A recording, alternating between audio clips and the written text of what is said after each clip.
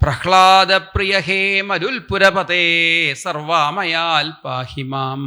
എല്ലാ അമയത്തിൽ നിന്നും രോഗത്തിൽ നിന്നും എന്നെ രക്ഷിക്കണേ. ആരെ വിളിച്ചിട്ടാ പറയുന്നത്? പ്രഹ്ലാദപ്രിയ.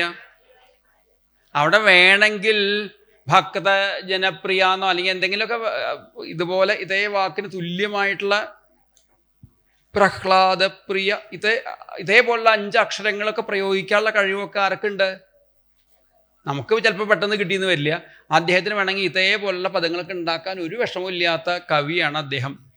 വേണമെങ്കിൽ പ്രയോഗിക്കായിരുന്നു. പക്ഷെ പറഞ്ഞത് എന്താ? പ്രഹ്ലാദപ്രിയ. ഒരു ഭക്തന്മാർക്ക് പ്രിയപ്പെട്ടവനെ എന്ന് പറഞ്ഞൂടെ? അദ്ദേഹത്തിന് വാശി കൊണ്ടാണ് അത്ര പറയാതിരുന്നത്. അതെന്താ?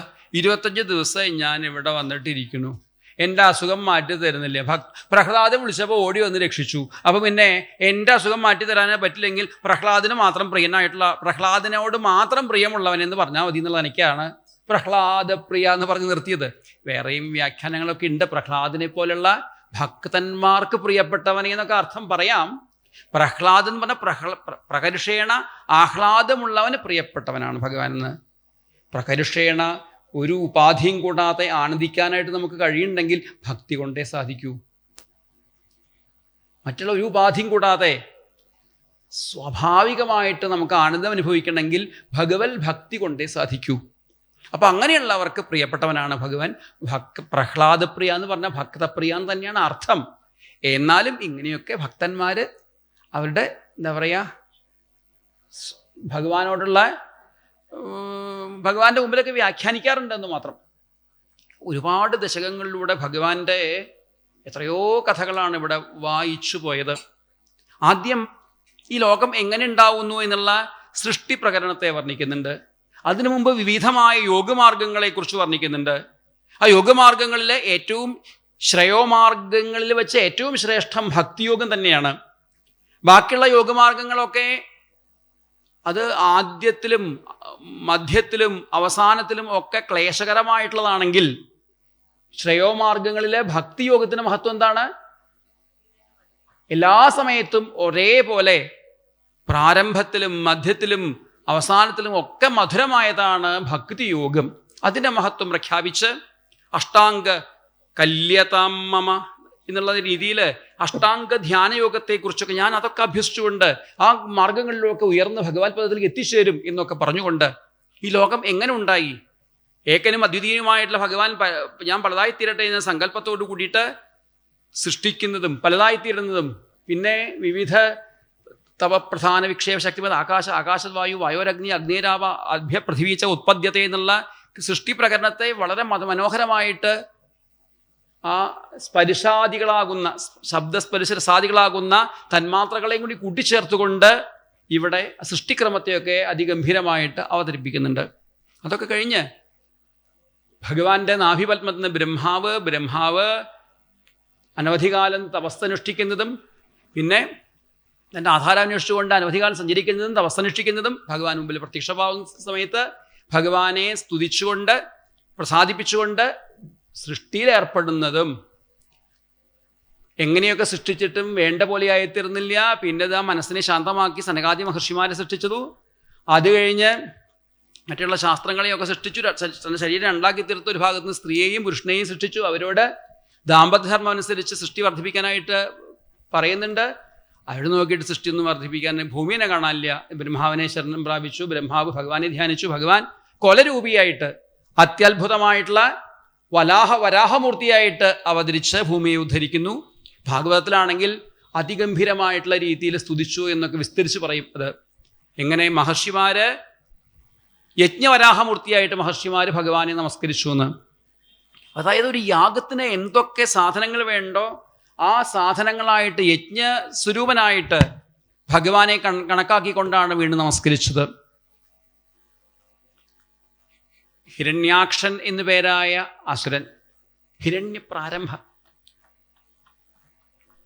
ഹിരണ്യെന്ന് മുമ്പ് പേരില്ല. ഹിരണ്യാക്ഷൻ്റെയും ഹിരണ്യകശുവിൻ്റെയൊക്കെ കഥ ഭാഗവതത്തിലൊക്കെ വളരെ വിസ്തരിച്ച് ചുരുക്കി പറഞ്ഞെങ്കിൽ ഇങ്ങനെയല്ലേ പറ്റുള്ളൂ. അതുകൊണ്ട് അദ്ദേഹം വളരെ ചുരുക്കിയാണ് മേൽപ്പത്തൂർ അവതരിപ്പിച്ചത്. ദിതി ദേവിയുടെ കശ്യപ പ്രജാപതിയുടെ ഭാര്യമാരാണ് ദിതി, അദിതി. ദിതി ദേവിയുടെ മക്കളാണ് ദൈത്യന്മാർ, അതിഥിയുടെ മക്കൾ ആദിത്യന്മാർ. ഇതൊക്കെ എങ്ങനെയുണ്ടാവുക? ഈ അസുരന്മാരായ മക്കൾ എങ്ങനെയുണ്ടാവും? അവരുടെ സ്വഭാവം അനുസരിച്ച് ഉണ്ടാവുക. സന്ധ്യാസമയത്ത് ഭർത്താവിനെ കാമചേഷ്ടകളെ കൊണ്ട് മോഹിപ്പിച്ചതുകൊണ്ട് അസുരന്മാരായ മക്കൾ ഉണ്ടാവുന്നുവെന്ന്. സന്ധ്യാസമയത്ത് കാമചേഷ്ടകളെ കൊണ്ട് മോഹിപ്പിക്കാനായിട്ട് വന്നപ്പോൾ ഈ സമയത്ത് ഇതുപോലെയുള്ള വികാരങ്ങൾക്കൊന്നും സ്ഥാനമില്ല എന്ന് പറഞ്ഞു. എങ്കിലും സന്ധ്യാസമയത്ത് തന്നെ ഭഗവാന്റെ സങ്കല്പം അനുസരിച്ച് എന്നുള്ള ഭാവത്തിൽ പുത്രോത്പാദനം നടത്തി. 2 മുടിയന്മാരായ മക്കൾ ഉണ്ടാവട്ടെ എന്നുള്ള ശാപവും കിട്ടി ഭർത്താവിൻ്റെ കയ്യിൽ നിന്ന്. ആ അതിഭയങ്കരന്മാരായ 2 പേരുടെ പ്രഭാവം കൊണ്ട് ലോകം മുഴുവൻ കഷ്ടപ്പെട്ടപ്പോൾ ആ ദേവന്മാർ പോയിട്ട് ബ്രഹ്മാവിനെ ശരണം പ്രാപിച്ച് ബ്രഹ്മാവ് പറഞ്ഞു കൊടുത്തു 2 പേരും ഭഗവാന്റെ അടുത്ത പാർശ്വന്മാരാണ്. സനകാദി മഹർഷിമാർ വൈകുണ്ഠമൂർത്തിയായിട്ടുള്ള ഭഗവാനെ കാണാൻ വേണ്ടി പുറപ്പെട്ടപ്പോൾ ഓരോ ഗോപുരങ്ങൾ കഴിഞ്ഞ് ഭഗവാന്റെ അടുത്ത് എത്താറായപ്പോഴാണ് കാവൽക്കാരായ ജയവിജയന്മാർ അവിടെ നിന്നിരുന്നു. അവർ ഈ മഹർഷിമാരുടെ മഹത്വം മനസ്സിലാക്കാതെ വാക്കുകൊണ്ടും വടികൊണ്ടും അവിടെ തടഞ്ഞു നിർത്തി. ഭഗവാന്റെ അടുത്തേക്കുള്ള യാത്രയ്ക്ക് തടസ്സം വന്നപ്പോൾ മഹർഷിമാർ പൊട്ടിത്തെറിച്ചുപോയി. നിങ്ങൾ അസുരന്മാരായി പോകട്ടെ ശപിച്ചു. ശപിക്കാൻ കാരണം എന്താണെന്ന് കൃത്യമായിട്ട് നാരായണീയം പറയും. എന്തുകൊണ്ടാ? സർവം ഭവൽ പ്രേരണയൈവ ഭൂമൻ. ഭഗവാന്റെ സങ്കല്പം അത് ലോകത്തിൽ വല്ലതും നടക്കുന്നുണ്ടോ? ഈ പരമസാത്വികന്മാരായ സനകാദി മഹർഷിമാർ ഒരു വസ്ത്രമില്ല, കുട്ടികളെ പോലെയാണ്. 5 വയസ്സ് 6 വയസ്സായി എന്നും തോന്നുക. തപോയുക്തന്മാരാണ്. കാമം ക്രോധം അടുത്തുകൂടെ പോലും പോയിട്ടില്ല. അങ്ങനെയുള്ള അവര് ശപിച്ചു എന്ന് പറഞ്ഞാൽ സർവം ഭവൽ പ്രേരണയൈവ ഭൂമൻ. ഒക്കെ ഭഗവാന്റെ പ്രേരണ കൊണ്ട് മാത്രം ശപിച്ചു. ഭഗവാൻ തന്നെ വന്ന് ശാപം 3 ജന്മത്തിലേക്ക് ചുരുക്കി കൊടുത്തു. അവരാണത്രേ അമ്മയുടെ ഈ ദിതിദേവിയുടെ ഗർഭത്തിൽ വളർന്നു വരുന്നത്. എന്തായാലും ക്രമേണ അവർ ഹിരണ്യാക്ഷന് ഹിരണ്യകശിപു എന്നുള്ള പേരിൽ ജനിക്കുന്നു. ഹിരണ്യാക്ഷൻ ദിഗ്വിജയത്തിനായിട്ട് പോകുന്നു. ആരും ഹിരണ്യാക്ഷനെ തോൽപ്പിക്കാനില്ല. അവസാനം നാരദ മഹർഷി പറഞ്ഞു കൊടുത്തു,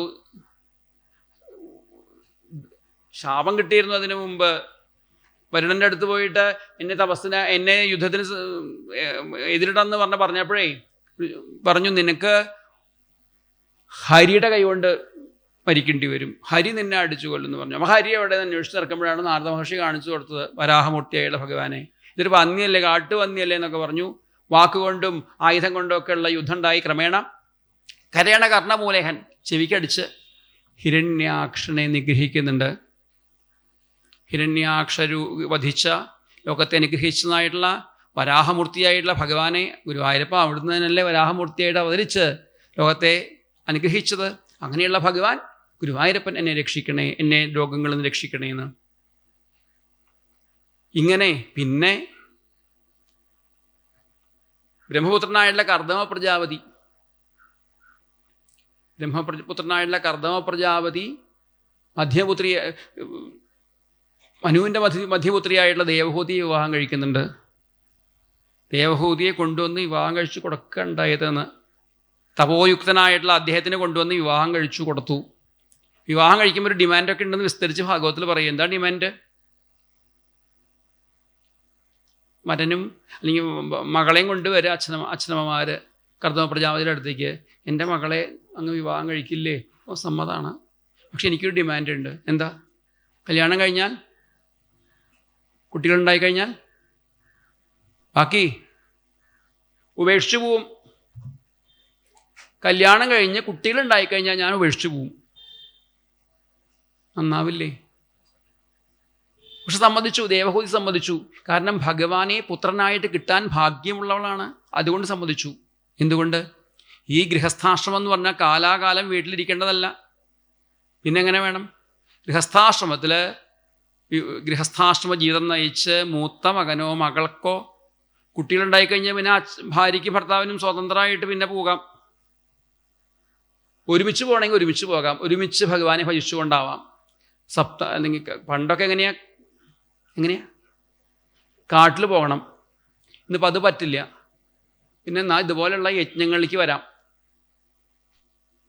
ഗൃഹമാവുന്ന ബന്ധം ഉപേക്ഷിക്കണം.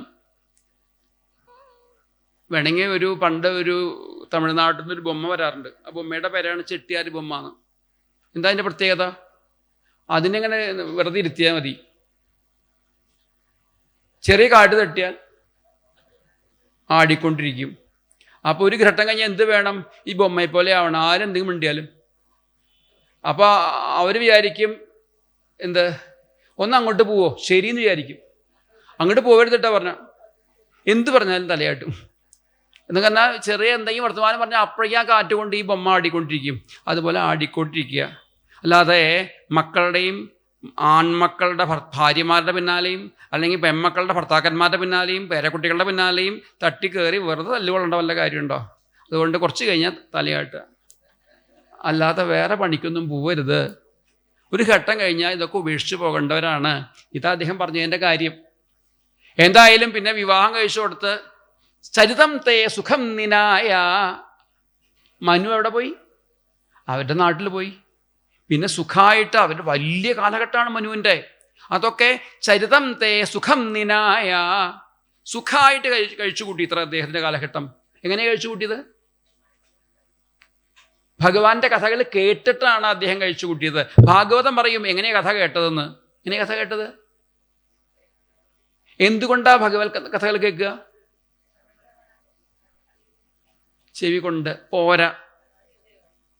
ഭാഗവതം പറഞ്ഞത് ചെവി കൊണ്ട് കേട്ടാ പോരാന്നാണ്. പിന്നെ ഹൃദാശൃണ്വൻ ഹരേ കഥ, മനസ്സുകൊണ്ടും കേട്ടാ പോരാ. പിന്നെ എന്ത് വേണം? ഹൃദയം കൊണ്ട് കേൾക്കണം. അതെങ്ങനെയാ കേൾക്കുക? ഹൃദയം കൊണ്ട് കേൾക്കുക എന്ന് പറഞ്ഞാൽ നമ്മുടെ ജീവിതത്തിലേക്ക് പ്രാവർത്തികമാക്കണം. കാര്യം ഏകദേശം മനസ്സ് ഹൃദയമൊക്കെ ഒരേ അർത്ഥം തന്നെയാണ്. പക്ഷെ ഹൃദാശൃണ്വൻ ഹരേ കഥ, ഹൃദയം കൊണ്ട് കേട്ടു. ഹൃദയം കൊണ്ട് കേൾക്കുക എന്ന് പറഞ്ഞാൽ ഇതെൻ്റെ ജീവിതമാണ്, ഇതെനിക്ക് പ്രാവർത്തികമാക്കാനുള്ള കാര്യമാണ്. അങ്ങനെ ജീവിതത്തിലേക്ക് പ്രാവർത്തികമാക്കലാണ് ഭഗവത് കഥകൾ കേട്ടുകൊണ്ട് ഈ ധർമ്മത്തെ നമ്മൾ അനുസരിച്ച് ജീവിക്കുക. അപ്പോഴാണ് അത് അനുഭവമായി തീരുക. പിന്നെ ഭർത്താവിനെ ഈശ്വരനായി കണ്ടുകൊണ്ട് പൂജിച്ചു ദേവഹൂതി ദേവി. അതിൻ്റെ ഫലമായിട്ട് സാധാരണ സ്ത്രീകൾക്ക് പോലും കഴിയാത്ത രീതിയിൽ കാമക്രോധാദികളാകുന്ന വികാരങ്ങളൊക്കെ നിയന്ത്രിച്ചുകൊണ്ട് ഭർത്താവിനെ ശുശ്രൂഷിച്ചു. ഭർത്താവ് എല്ലാ സുഖഭോഗങ്ങളും നൽകുകയാണ്. പിന്നെ കാമഗന്ധവരായിട്ടുള്ള വിമാനം, അതിലെല്ലാ സൗകര്യമുണ്ട്. അങ്ങനെ ആ കൊട്ടാരത്തിൽ കയറി വിമാനമായിട്ടും ഭൂമിയിൽ വാഹനമായിട്ടും വെള്ളത്തിലൂടെ കപ്പലായിട്ടും ഒക്കെ ഓടിക്കാവുന്ന വിമാനത്തിൽ കയറി ദിവ്യലോകങ്ങളിലൂടെ സഞ്ചരിച്ച് 9 പെൺകുട്ടികളുണ്ടായി. 10ാമത് 9 പെൺകുട്ടികളുണ്ടായി കഴിഞ്ഞപ്പോഴേക്കും അദ്ദേഹം താഴത്ത് വന്നു. ഞാൻ പോവാന്ന് പറഞ്ഞുകൊണ്ട്. അയ്യോ, അങ്ങേ പോലുള്ളൊരു മഹാത്മാവിനെ കിട്ടിയിട്ട് നിസ്സാരമായ വിഷയങ്ങൾ അനുഭവിക്കാൻ വേണ്ടി മാത്രം ഉപയോഗിച്ചു. അതുകൊണ്ട് ഇനിയുള്ള കാലം സത്സംഗമായിട്ട് മാറണമെന്ന് പ്രാർത്ഥിച്ചപ്പോൾ അങ്ങനെ ആ വിമാനമൊക്കെ കളഞ്ഞ് ഭഗവാനെ ഭജിക്കാനായിട്ട് അവിടെ തയ്യാറായി. അങ്ങനെ അവരുടെ ഭജനത്തിന് ഫലമായിട്ട് അരണി കടഞ്ഞ അഗ്നി ഉണ്ടാവുന്ന പോലെ ഭഗവാൻ കപില തനുരീതിത്വം, കപില തനുവായിട്ട് ഗുരുവായൂരപ്പ അവിടെ നിന്ന് വന്ന് ഉപദേശങ്ങൾ നൽകി. കപില വാസുദേവനായിട്ട് വന്നു എന്ന്. അരണി എന്ന് പറഞ്ഞാൽ എന്താ?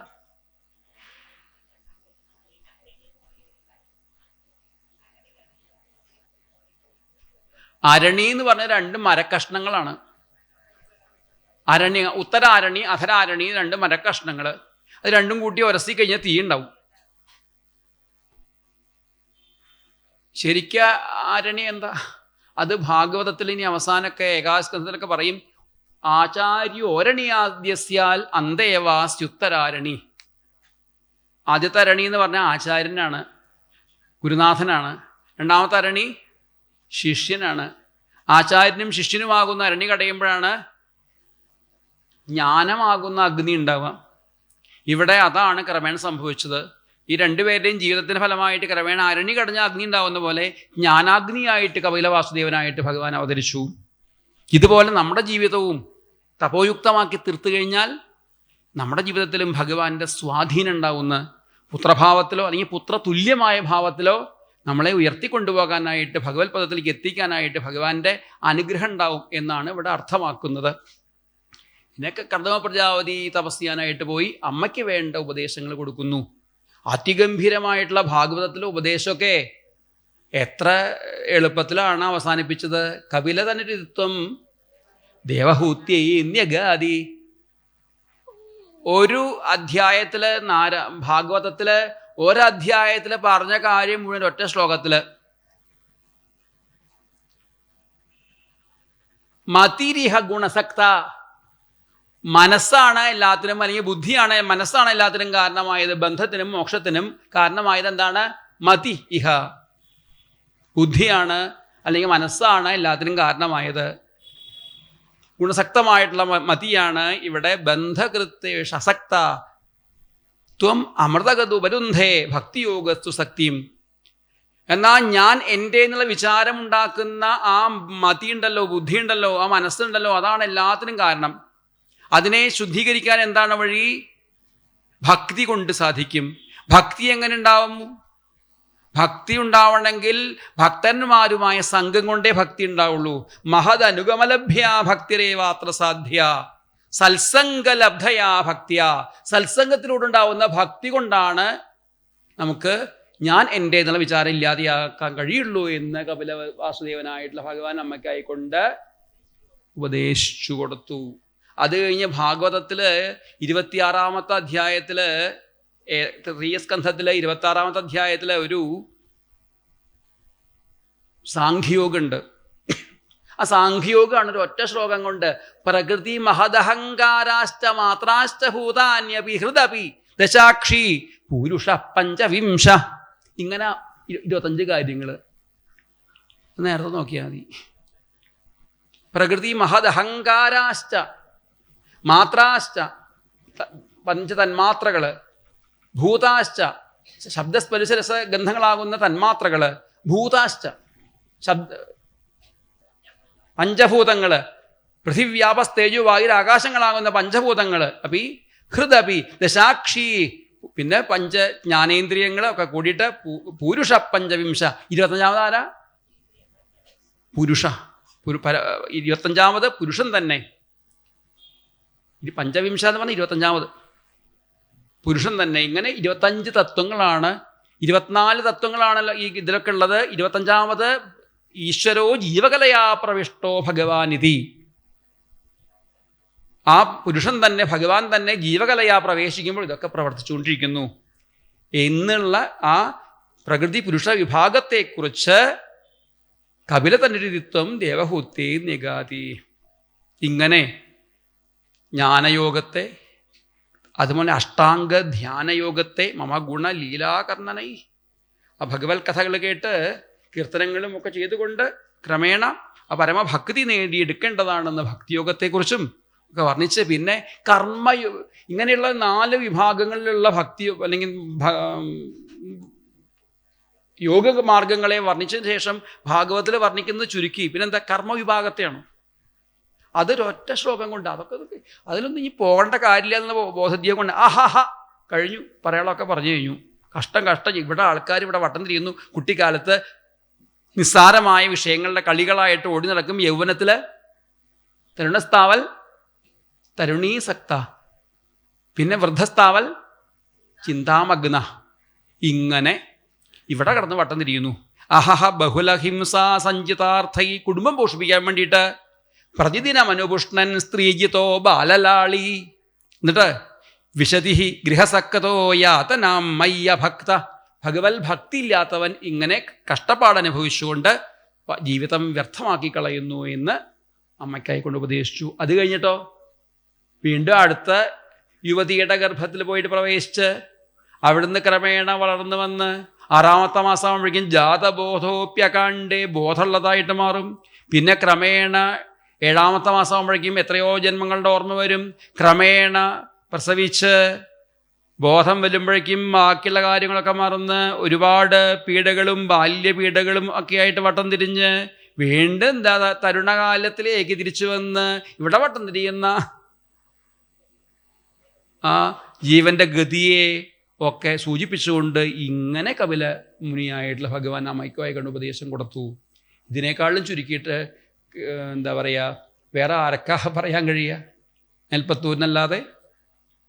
പിന്നെ പറയുന്നുണ്ട് ചില കർമ്മങ്ങളുടെ പിന്നാലെ പോകുന്ന ആൾക്കാർ, പിതൃകർമ്മങ്ങൾ അല്ലെങ്കിൽ അതുപോലെ യാഗാദികൾ ഹോമാദികളിലൂടെയൊക്കെ ധാർമ്മികമായ ജീവിതം നയിക്കുന്നവരും ക്ഷീണേ പുണ്യേ അർത്തിലോകം ശന്തി, പുണ്യം ക്ഷയിക്കുമ്പോൾ താഴത്തേക്ക് തന്നെ വരുന്നു. ഇവിടെ സമ്പാദിക്കുന്നത് ഭഗവാന്റെ തൃപാദങ്ങളിൽ ഭക്തിയാണ്, ബാക്കി ഒന്നുമല്ല. ഭക്തി ഉണ്ടാവാൻ പാകത്തിന് ഹോമമോ യാഗമോ പൂജയോ സ്നാനാദികളോ തർപ്പണാദികളോ എന്തു ആവാം, ഭക്തിയോട് കൂടിയിട്ടാണെങ്കിൽ എല്ലാം വേണ്ട പോലെയായി തീരും എന്ന് ബോധിപ്പിച്ചുകൊണ്ട് ആ ഭക്തിയിലൂടെ എന്താണ് നേടേണ്ടത്? വിമലമതി അഥാസോ ഭക്തിയോഗേന മുക്ത. ഭക്തിയിലൂടെ ജ്ഞാനവൈരാഗ്യങ്ങൾ ഉണർന്ന് ഭഗവത് പദത്തെ പ്രാപിക്കാനും കഴിയും എന്ന് അമ്മയ്ക്കായിക്കൊണ്ട് ഉപദേശിച്ച് പ്രാഗുദീജി ദിശയിലേക്ക് യാത്രയായി ഭഗവാൻ.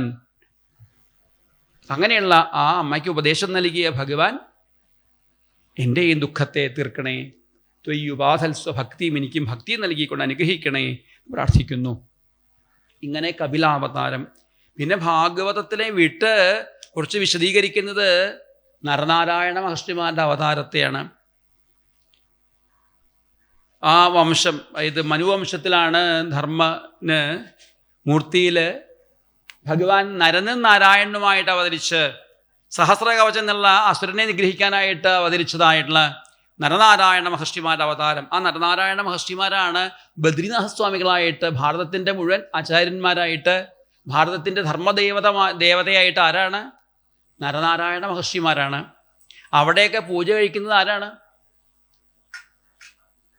ബദ്രിനാഥത്തിൽ ഒരു മലയാളിയായിട്ടുള്ള നാരദ മഹർഷിയാണ്. പക്ഷെ നാരദ മഹർഷി 6 മാസമാണ് പൂജ കഴിക്കുള്ളൂ. പ്രത്യക്ഷമായിട്ട് പൂജ കഴിക്കേണ്ടത് കേരളത്തിലെ ഒരു യജുർവേദിയായിട്ടുള്ള ബ്രാഹ്മണ ഗൃഹത്തിലുള്ള വിവാഹം കഴിക്കാത്ത ബ്രഹ്മചാരിയായിട്ടുള്ള ഒരാൾ പൂജ കഴിക്കണമെന്നാണ് നിയമം. ഇന്നും അങ്ങനെ നടന്നുകൊണ്ടിരിക്കുന്നത്. അപ്പോൾ ഭാരതത്തിൻ്റെ മുഴുവൻ ധർമ്മദേവതമായിട്ടുള്ള ബദ്രീനാഥത്തിൽ പൂജ കഴിക്കുന്നത് കേരളീയനാണ്. നമുക്കും അഭിമാനത്തിൻ്റെ വകയുള്ളൊരു കാര്യമാണ്. എന്തായാലും ആ ബദ്രിനാഥ സ്വാമികളെ നമസ്കരിക്കുന്നു. അതുപോലെ വളരെ ചുരുക്കിയാണ് കിരാതമൂർത്തിയായിട്ടുള്ള ഭഗവാന്റെ കഥ, അഥവാ ദക്ഷസ്തു അതിലാളനയ. 2 ശ്ലോകം കൊണ്ടാണ്, മാക്സിമം 2 ശ്ലോകം കൊണ്ടാണ് ഏത് കഥ വർണ്ണിച്ചത്? ദക്ഷയാഗം. അമിതമായ ലാളന കൊണ്ട് ദക്ഷൻ അഹങ്കാരിയായി തീർന്നു. അഹങ്കാരം വന്നു കഴിഞ്ഞാൽ നശിക്കാൻ ഒരു വിഷമമില്ല. സജ്ജനങ്ങളെ ആദരിക്കുകയാണ് വേണ്ടത്. അത് പറ്റിയില്ലെങ്കിലും നിന്ദിക്കാതിരിക്കൂ എന്ന് ബോധിക്കുകയാണ്. ആ ഭക്തന്മാർ പറയണില്ലേ, ആ കിരാതമൂർത്തിയായിട്ടുള്ള ഭഗവാനെ, കിരാതൻ എന്ന് പറഞ്ഞാൽ ആരാ? കിരാതൻ എന്ന് പറഞ്ഞാൽ ആരാ? കാട്ടാളനാണ്. കാട്ടാളനോടൊരു പ്രാർത്ഥന. കാട്ടാളന്മാരുടെ പ്രത്യേകത എന്താണ്? ഒരു കാട്ടിൽ ഇങ്ങനെ അലഞ്ഞു തിരിഞ്ഞ് നടക്കും. എന്തിനു വേണ്ടിയിട്ട്? മൃഗയാ വിനോദത്തിന് വേണ്ടിയിട്ട്. മൃഗങ്ങളെ ഇങ്ങനെ അന്വേഷിച്ചുകൊണ്ട് ഇങ്ങനെ കഷ്ടപ്പെട്ട് നടക്കും. മൃഗങ്ങളെ കണ്ടുമുട്ടാൻ ബുദ്ധിമുട്ടാവും. രാത്രിയൊക്കെ ആകുമ്പോൾ അവർ പതുങ്ങിയാണ് മൃഗങ്ങൾ നടക്കുള്ളൂ. അപ്പോൾ കാട്ടാളനോട് പറയാണ്, അവിടെ ഇവിടെ അന്വേഷിച്ച് നടക്കണ്ട, ധാരാളം മൃഗങ്ങളുള്ളൊരു സ്ഥലമുണ്ട്. എവിടെയാ? എൻ്റെ മനസ്സാകുന്ന വനത്തിലേക്ക് ഓടി വരും, ഇവിടെ വന്നോളൂ. ഇവിടെ ഇഷ്ടം പോലെ മൃഗങ്ങളാണ്. ഏതൊക്കെയാ മൃഗങ്ങൾ? കാമക്രോധാദികളാകുന്ന വികാരങ്ങളാകുന്ന മൃഗങ്ങൾ ഇഷ്ടം പോലെ ഉണ്ട്. അങ്ങേക്ക് അവിടെ ഇവിടേക്ക് ഓടി നടന്ന് ബുദ്ധിമുട്ട് അനുഭവിക്കേണ്ടി വരില്ലേ. ഇവിടെ ഇഷ്ടം പോലെ മൃഗങ്ങളാണ്, അങ്ങേക്ക് സന്തോഷമാവുകയും ചെയ്യും. ഇനി സ്ഥിരമായിട്ട് എൻ്റെ മനസ്സിൽ താമസിച്ചാൽ മതി. നമ്മൾക്കും അതാണ് കിരാതമൂർത്തിയായിട്ടുള്ള മഹാദേവനോട് പ്രാർത്ഥിക്കാനുള്ളത്. അങ്ങ് അവിടെ ഇവിടെ ഓടി നടക്കണ്ട, ഇവിടെ ഇഷ്ടം പോലെ മൃഗങ്ങളുണ്ട്, എൻ്റെ മനസ്സിൽ ഇവിടെ വന്ന് നൃത്തം വെക്കണേ എന്ന്. അല്ലാതിരുന്നാൽ ഇനി ഇപ്പം നല്ല തല കിട്ടി, ഇനിയിപ്പോൾ ആടിൻ്റെ എന്തിൻ്റെ തലയെ കിട്ടുമെന്ന് അറിയോ? ഇനി എത്ര ദിവസം ഉണ്ടെന്ന് വല്ല ഉറപ്പുണ്ടോ? ഇവിടുന്ന് പോയി കഴിഞ്ഞാൽ എന്ത് തലയെ കിട്ടുക? പോത്തിൻ്റെയോ കഴുതയുടെയോ? അറിയില്ല. അതുകൊണ്ട് ഇപ്പം നല്ല ജന്മം കിട്ടിയിരിക്കുന്നു, എത്ര ദിവസം നിന്ന് ഒരു ഉറപ്പില്ലാത്തതാണ്. അത് വേണ്ട രീതിയിലാക്കി തീർക്കാൻ ആ ഭഗവാന്റെ കാരുണ്യം ഉണ്ടാവണേ. എൻ്റെ ഹൃദയത്തിലെ കാമക്രോധാദികളാകുന്ന വികാരങ്ങളെ ഭഗവാനെ അവിടുന്ന് തന്നെ നശിപ്പിച്ചുകൊണ്ട് അനുഗ്രഹിക്കണേ. നമുക്കും പ്രാർത്ഥിക്കാവുന്നതാണ്.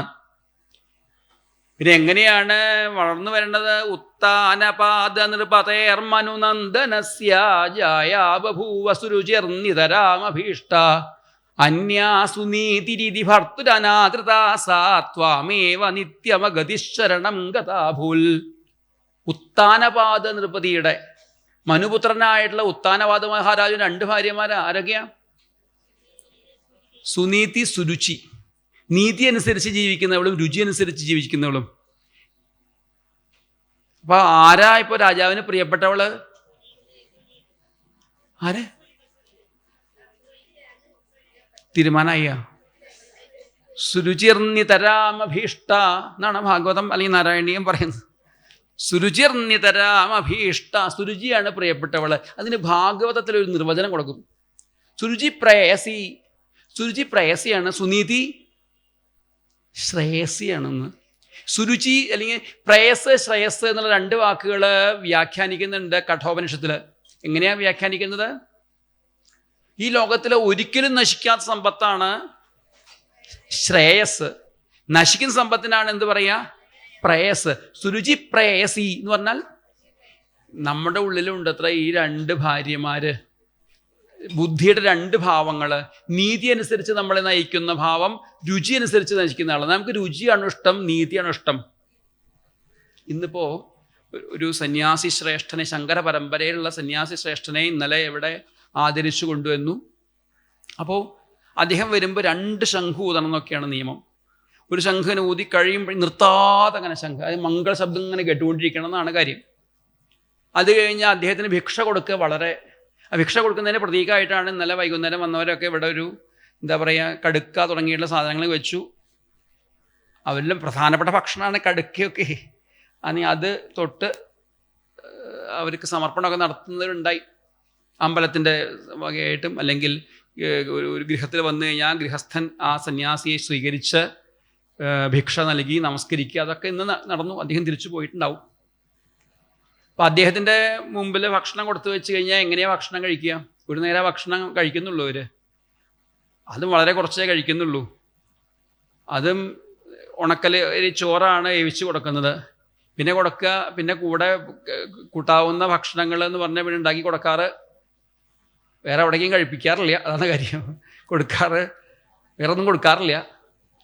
പുളിശ്ശേരി, എലിശ്ശേരി, ഓലൻ തുടങ്ങിയിട്ടുള്ളവരെ ഉണ്ടാക്കി, ഉപ്പേരിയൊക്കെ ഉണ്ടാക്കി കൊടുക്കുക. അത് വിളമ്പിക്കഴിഞ്ഞാൽ എന്താ ചെയ്യുക? പായസം വിളമ്പിയിട്ടുണ്ടാവും. ഇതൊക്കെ കൂട്ടിയിട്ടാണ് കൂട്ടി ഇളക്കും.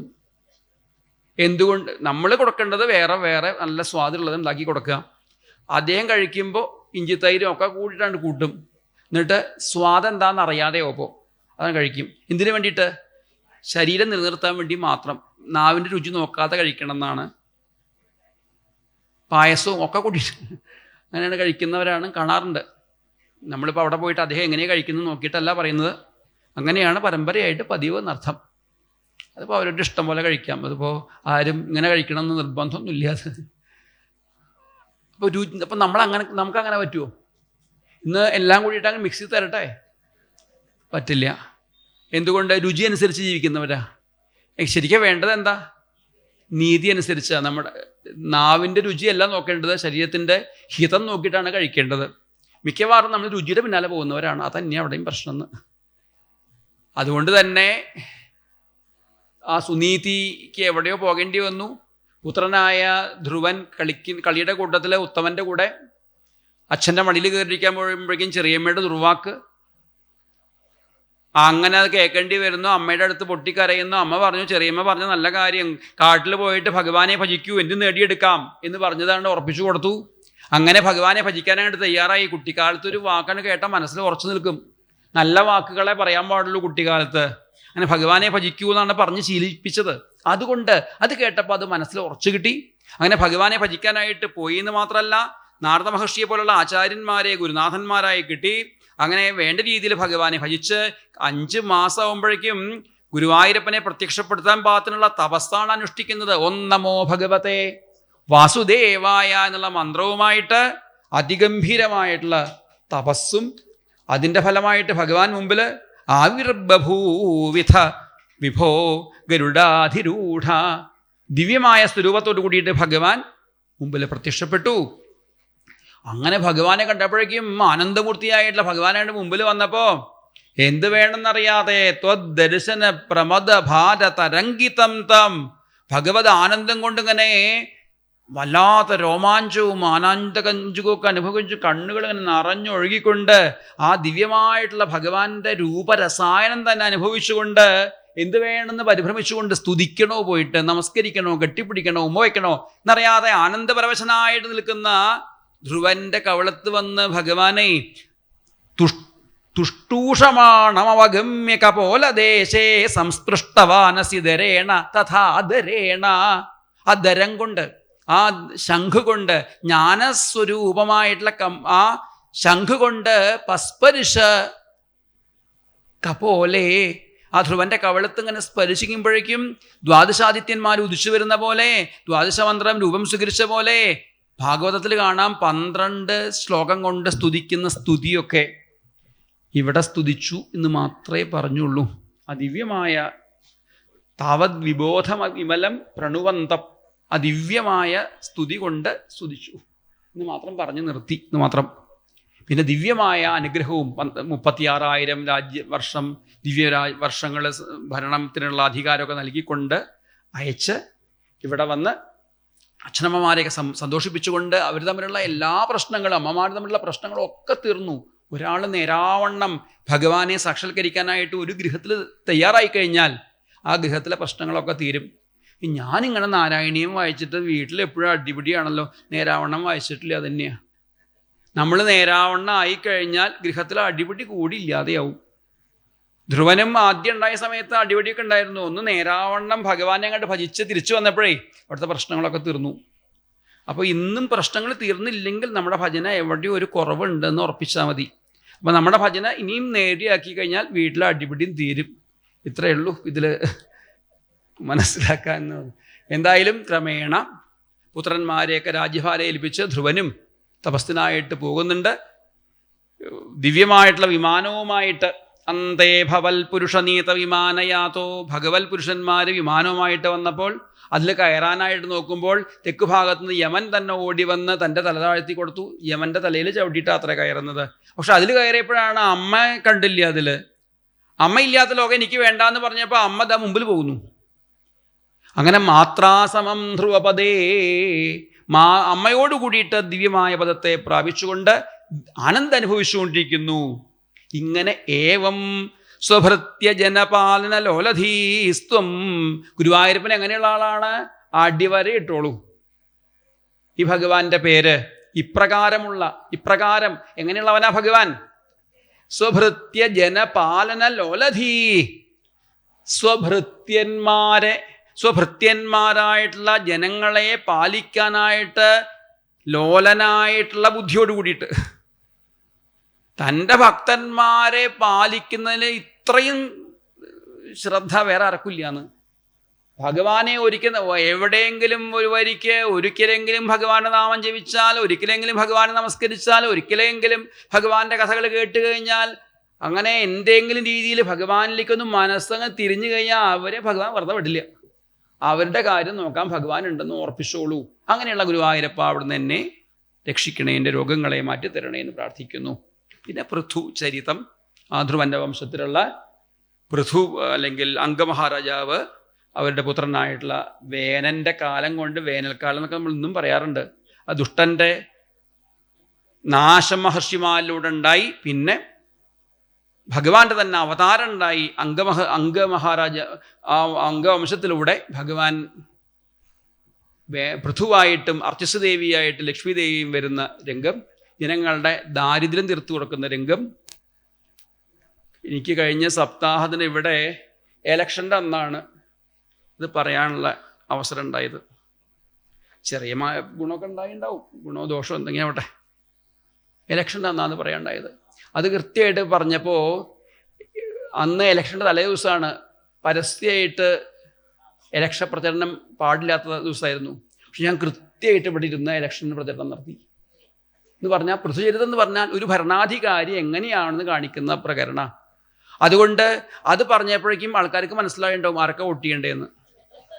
അത് മുഴുവൻ ചിലർ അനുസരിച്ചിട്ടുണ്ടാവും, ചിലർ കുറേ പേരൊക്കെ അനുസരിച്ചു തോന്നി. ഇപ്പോൾ കഴിഞ്ഞപ്പോൾ കുറേ പേരൊക്കെ അനുസരിച്ചു, ചിലർക്ക് ഇവിടെ വരാത്തൊരു അനവധി ഉണ്ടാവുമല്ലോ ഇനിയും.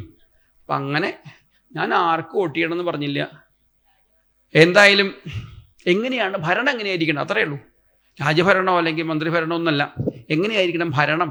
എങ്ങനെയായിരിക്കണം? ജനങ്ങൾക്ക് വേണ്ടതായിട്ടുള്ള ഭക്ഷ്യക്ഷാമം തീർക്കുക, ജനങ്ങൾക്ക് വേണ്ടതായിട്ടുള്ള താമസ സൗകര്യങ്ങൾ, ജനങ്ങൾക്ക് വേണ്ടതായിട്ടുള്ള യാഗാദി കർമ്മങ്ങൾ, ജനങ്ങൾക്ക് വേണ്ട ഉപദേശങ്ങൾ, ഇങ്ങനെ ഒരു മനുഷ്യനെ എങ്ങനെ ഉയർത്തിക്കൊണ്ടുവരണം, അല്ലെങ്കിൽ നമ്മൾ ഓരോരുത്തരും എങ്ങനെ ഉയർന്നു വരണം എന്ന് കാണിക്കുന്ന പൃഥുചരിതവും ഇവിടെ അവതരിപ്പിച്ച്, അവരുടെ വംശത്തിലാണ് പ്രജേയസ്സുകൾ. പ്രജേയസ്സുകൾ എങ്ങനെയുള്ളവരായിരുന്നു? പ്രചേതസോ നാമ സുചേതസ. നല്ല മനസ്സുള്ളവരെയാണ് പ്രചേതസ്സുകൾ എന്ന് പറയുക. പ്രചേതസോ നാമ സുചേതസ. നല്ല മനസ്സുള്ളവരെയാണ്, സുചേതസ്സുകളെയാണ് പ്രചേതസ്സുകൾ എന്ന് പറയാം. അതുകൊണ്ട് തന്നെ അവർ തപസ് ചെയ്യാനായിട്ട് പോയപ്പോൾ പടിഞ്ഞാറ് സമുദ്രത്തിൻ്റെ അടുത്ത് എത്തിയപ്പോൾ മഹാദേവൻ പ്രത്യക്ഷപ്പെട്ടു. മഹാദേവൻ്റെ അനുഗ്രഹം ഉണ്ടാവണമെങ്കിൽ എന്ത് വേണം? പ്രചേതസ്സുകളാവണം. പ്രചേതസ്സുകളാവണമെങ്കിൽ എന്ത് വേണം? സുചേതസ്സുകളാവണം. അങ്ങനെ മഹാദേവൻ വന്ന് ഉപദേശിച്ചു. എന്തുപദേശിച്ചു? ദിവ്യമായിട്ടുള്ള മന്ത്രം ഉപദേശിച്ചു. അതാണ് രുദ്രഗീതം ഭാഗവത്തിലുള്ളത്. ദർശനം നോതി ദൃക്ഷൂണാം ദേഹി ഭാഗവതാർച്ചിതം രൂപം പ്രിയതമം സ്വാനാം സർവേന്ദ്രിയ ഗുണാഞ്ജനം എന്നൊക്കെ അടക്കമുള്ള ദിവ്യമായ മന്ത്രം. ഈ മന്ത്രം ദിവസവും കാലത്ത് ഇവിടെ ഇന്ന് ഏകദേശം എത്ര മണിക്കുണ്ടായത്? ഒരു 7:45 കൂട്ടപ്രാർത്ഥനയ്ക്ക് എല്ലാവർക്കും ഒരുമിച്ച് അർച്ചിക്കാനായിട്ട് ഈ മന്ത്രം ഉപയോഗിക്കാറുണ്ട്. എന്തായാലും കൂട്ടപ്രാർത്ഥനയ്ക്ക് എത്ര ആളുണ്ടായിരുന്നു? 1 2 3 4 5 8 പേരുണ്ടായിരുന്നു. മതി. ഞാൻ 8 പേര് തന്നെ പ്രതീക്ഷിച്ചിട്ടില്ല. 8 പേരുണ്ടെങ്കിൽ. പക്ഷെ ഇന്നിപ്പോൾ ഈ വേദിയിൽ ഒരു സീറ്റ് പോലും ഇല്ല ആരെങ്കിലും വന്നായിരിക്കാൻ. പുറത്തും പല ദിക്കിലും ആൾക്കാർ ഇരിക്കുന്നുണ്ട്. കുറേ പേര് ഇനിയിപ്പോൾ എനിക്ക് ഇവിടുന്ന് നോക്കിയാൽ കാണാനില്ല. എന്നാലും ഇനിയിപ്പോൾ 12 മണി 1 മണിക്ക് നിർത്തി കഴിഞ്ഞാൽ ഇവിടെയുള്ളവരൊക്കെ വായന കേട്ടിരിക്കല്ലേ. ആദ്യം കുറച്ച് പേര് ഭക്ഷണം കഴിച്ചാൽ എല്ലാവർക്കും ഉപകാരമാവുമല്ലോ വെച്ചിട്ട് അവിടെ കേട്ടുകൊണ്ട് ഭക്ഷണം കഴിക്കാമെന്ന് വിചാരിച്ച് ചിലപ്പോൾ പ്രസാദം അങ്ങനെയുള്ളവരുണ്ടാവും. അപ്പം അത്രയും ഒരു സീറ്റ് ഒഴിവില്ലാത്ത അവസ്ഥയിലേക്ക് എത്തി. എന്നാൽ കാലത്ത് 7 മണിക്ക് 7:30 7:45 ഈ മന്ത്രങ്ങളൊക്കെ ചെല്ലുക. ഏത്? ദർശനം നോതി ദൃക്ഷൂണാം ദേഹി ഭാഗവതാർച്ചിതം രൂപം പ്രിയതമം സ്വാനാം സർവേന്ദ്രിയ ഗുണാഞ്ജനം. എന്താ മന്ത്രത്തിൻ്റെ അർത്ഥം? ഗുരുവായൂരപ്പൻ്റെ ദർശനം തരണേ എന്നാണ് ആ സമുദ്രത്തിൻ്റെ മുങ്ങിക്കിടന്നവർ തപസ് അനുഷ്ഠിച്ച് പ്രാർത്ഥിച്ചത്. ആ സമുദ്രത്തിലാണ് പിന്നെ ഇപ്പോൾ ആ സമുദ്രത്തിൻ്റെ അടുത്താണ്, അല്ലെങ്കിൽ ആ സരസിൻ്റെ അടുത്താണ് ഇപ്പോൾ ആരും താമസിക്കുന്നത്. അവർ കുറെ കാലം ഈ മന്ത്രം ജപിച്ചപ്പോൾ ആരാ അവിടെ വന്നത്? പിന്നെ ഗുരുവായൂരപ്പൻ അവിടേക്ക് താമസം മാറ്റി. അതുവരെ മഹാദേവൻ്റെ മമ്മിയൂരപ്പൻ്റെ സ്ഥലമായിരുന്നു. ഇങ്ങനെ പ്രാർത്ഥിച്ച് കുറച്ച് കഴിയുമ്പോഴേക്കും ഗുരുവായൂരപ്പൻ ഞാനിവിടെ ആവാം, നിങ്ങൾ ഇത്രയും പ്രാർത്ഥിക്കുകയാണെങ്കിൽ ഞാൻ വരാതിരിക്കാൻ പറ്റുമോ എന്നുള്ള ഭാവത്തിൽ. അപ്പം ഗുരുവായൂരപ്പൻ്റെ ദർശനം എപ്പോഴാണ് ഉണ്ടാവുക? ഭക്തന്മാർ ഇതുപോലെ പ്രാർത്ഥിച്ചാൽ ഗുരുവായൂരപ്പൻ്റെ ദർശനം ഉണ്ടാവും. ഞങ്ങൾ കഴിഞ്ഞ വണ്ണമൊക്കെ പറഞ്ഞതാ, കേൾക്കാത്തവരുണ്ടെങ്കിൽ വീണ്ടും പറയാമെന്ന് മാത്രമേ ഉള്ളൂ. കഴിഞ്ഞ പ്രഭാഷണത്തിൽ പറഞ്ഞില്ലേ ഗുരുവായൂരപ്പൻ എല്ലായിടത്തും ഉണ്ട്, US ഉണ്ടെന്ന്. അപ്പോൾ അവിടെ എത്തിയപ്പോൾ അവിടുത്തെ ഒരു അമ്പലത്തിൽ ഇന്ന് നിങ്ങൾ പോയി കഴിഞ്ഞാൽ 1 അല്ല 2 അമ്പലത്തിൽ, ഗുരുവായൂരപ്പൻ അമ്പലത്തിൽ കേരളത്തിലെ പോലെ തന്നെ പൂജകളും ഒക്കെ നടത്തിക്കൊണ്ടിരിക്കുന്ന ഗുരുവായൂരപ്പൻ അമ്പലത്തിൽ സമയത്തിന് മാത്രം വ്യത്യാസം ഉണ്ടാവും കേട്ടോ. 3 മണിക്കും തുറക്കില്ല അവിടെ, ചിലപ്പോൾ 6 മണിക്കാവും, ചിലപ്പോൾ ആ സമയമൊക്കെ തന്നെ ഉണ്ടാവുള്ളൂ. ചെറിയ മാറ്റങ്ങൾ വരുന്നത് ചിലപ്പോൾ വല്ലാതെ മഞ്ഞുകാലം വന്നാൽ 7 മണിക്കാക്കും. ഇങ്ങനെയൊക്കെയുള്ള മാറ്റങ്ങളാണ് വരത്തുള്ളൂ. അവിടെ ചെന്ന് കഴിഞ്ഞാൽ എല്ലാ പൂജയുടെ സമയത്ത് ഈ മന്ത്രങ്ങൾ അവിടെ ഭക്തന്മാർ ചൊല്ലുന്ന കേൾക്കാം, കുട്ടികളടക്കമുള്ളവർ. എന്ത്? ദർശനം നോതി ദൃക്ഷൂണാം ദേഹി ഭാഗവതാർച്ചിതം രൂപം പ്രിയതമം സ്വാനാം സർവേന്ദ്രിയ ഗുണാഞ്ജനം. അതെന്താ വെച്ചാൽ അമ്പലം പ്രതിഷ്ഠിക്കാനായിട്ട് പോകുന്നതിന് മുമ്പ് തന്നെ അവിടെ സപ്താഹങ്ങളൊക്കെ നടന്നിരുന്നു. സപ്താഹം കഴിഞ്ഞിട്ടാണ് അമ്പലം വാങ്ങാനുള്ള സ്ഥലമൊക്കെ വാങ്ങിയത്, അമ്പലം പണിയാനുള്ള സ്ഥലമൊക്കെ വാങ്ങിയത്. അപ്പോൾ അവിടുത്തെ തന്ത്രി മുമ്പ് ഗുരുവായൂർ മേശാന്തി ആയിരുന്നു. അദ്ദേഹം പറഞ്ഞു കൊടുത്തു, ഈ മന്ത്രം നിങ്ങൾ ചെല്ലിയാൽ മതി, ഗുരുവായൂരപ്പൻ വേഗം വരുന്നു. അങ്ങനെ അവർ ചെല്ലാൻ തുടങ്ങി. വളരെ പെട്ടെന്നാണ് അമ്പലവും പണിയും കഴിഞ്ഞു, പ്രതിഷ്ഠയും കഴിഞ്ഞ് ഈ മന്ത്രം ചൊല്ലൽ അവർ നിർത്തിയിട്ടില്ല. എപ്പോഴും ഓരോ പൂജയും കഴിഞ്ഞ് നട തുറക്കുമ്പോൾ ഈ മന്ത്രം ചൊല്ലിയിട്ടാണ് അവർ നമസ്കരിക്കാറ്. ഇനി അഥവാ ആരും അമ്പലത്തിൽ വരാതിരിക്കുന്ന സമയം വരാലോ, കൊടും മഞ്ഞും ഒക്കെ കഴിഞ്ഞാൽ അവിടെ ആർക്കും അമ്പലത്തിലേക്ക് തന്നെ പോകാൻ പറ്റില്ല. പിന്നെ എങ്ങനെയാ? അപ്പോഴും ഈ മന്ത്രം ചൊല്ലും. ഞങ്ങൾ ആരെങ്കിലും പോയിട്ടാണെന്ന് മാത്രം റെക്കോർഡ് ചെയ്ത് വെച്ചിട്ടുണ്ട് അവിടെ. റെക്കോർഡ് അതിപ്പോൾ ആര് വന്നാലും ഇല്ലെങ്കിലും ആ റെക്കോർഡ് ഇങ്ങനെ ഫ്ലൈ ചെയ്തുകൊണ്ടിരിക്കും ഈ മന്ത്രങ്ങളൊക്കെ ചൊല്ലിയിട്ടേ. ഞാൻ നോക്കിയപ്പോൾ നാട്ടിലെ ഏത് അമ്പലത്തിലാണുള്ളത്? സപ്താഹത്തിനൊക്കെ വരുമ്പോൾ രാധാരമണ മുകുന്ദ ഇതൊക്കെ ചൊല്ലാറുണ്ട്. അമ്പലത്തിൽ നട തുറക്കുന്ന സമയത്തൊക്കെ രാധാരമണ മുകുന്ദ അല്ലെങ്കിൽ ഈ മന്ത്രങ്ങളൊക്കെ ചെല്ലുന്ന ഒരു അമ്പലവും കേരളത്തിൽ ഇന്നുണ്ടാവും. എനിക്കറിയില്ല, എൻ്റെ അറിവിലില്ല. എന്നാൽ ഈ ഗുരുവായൂരപ്പൻ്റെ അമ്പലത്തിൽ അങ്ങനെയുണ്ട്.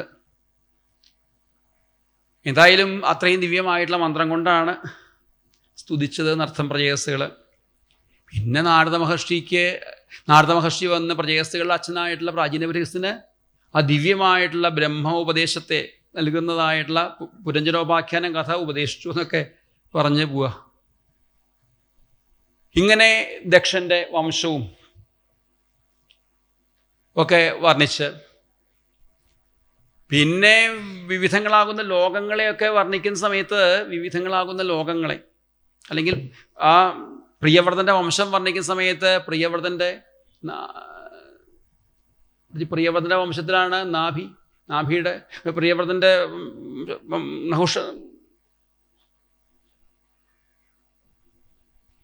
പ്രിയവ്രതൻ്റെ വംശത്തിലാണ് അഗ്നിധരൻ്റെ പുത്രനാണ് നാഭിയുടെ പുത്രനാണ് ഋഷഭദേവൻ. നാഭി മേരുദേവി വിവാഹം കഴിച്ച ഒരു കുട്ടികളില്ലാതെ വട്ടം തിരിഞ്ഞപ്പോഴാണ് എന്ത് ചെയ്തത്? ഒരു യാഗം നടത്തുന്നത്. യാഗത്തിൽ മഹർഷിമാർ ഭഗവാനെ ആവാഹിച്ചപ്പോൾ ഭഗവാൻ അവിടെ പ്രത്യക്ഷപ്പെട്ടു. എന്താ വരം വേണ്ട ചോദിച്ചപ്പോഴേ വരമൊന്നും വേണ്ട, അവിടുത്തെ കണ്ടുകൊണ്ടിരിക്കുമ്പോൾ അതിനേക്കാളും വലിയ വരവല്ലം വേണം, ഒന്നും വേണ്ട എന്ന് പറഞ്ഞു. അതുമാത്രമല്ല, വരമൊന്നും വേണ്ട, നിങ്ങൾക്ക് വരമൊന്നും വേണ്ടേ? അല്ല, പെട്ടെന്ന് തോന്നി, അല്ല ഞങ്ങൾക്ക് ഇപ്പോൾ വരം വേണമെന്നുണ്ട്. എന്താ വരം? ഇന്നിപ്പോൾ അത്യാവശ്യം ആരോഗ്യമുണ്ട്, കുറച്ച് ദിവസം കഴിഞ്ഞാൽ ആരോഗ്യം ഇല്ലാതെയായാലോ? അങ്ങനെ ആരോഗ്യമില്ലാതെ വാർദ്ധക്യം വന്ന് നടക്കാൻ വയ്യാതെ, ഇരിക്കാൻ വയ്യാതെ, കിടക്കാൻ വയ്യാതെ, കണ്ണ് കാണാതെ, ചെവി കേൾക്കാതെ കഷ്ടപ്പെടുന്ന സമയത്തേ ആ മരണവുമായിട്ട് മല്ലിട്ട് കിടക്കുന്ന സമയത്ത് തവ ഗുണകൃത നാമധേയാനി വചനഗോചരാണി ഭവന്തു, ഭഗവാന്റെ തിരുനാമങ്ങൾ നാവിൽ കളിയാടണേ, നാവൂക്കുഴയാതെ നാമം ജപിക്കുവാൻ സാധിച്ചിടേണമേ നാരായണ ഹരേ എന്നൊക്കെ പ്രാർത്ഥിക്കുന്നുണ്ട്.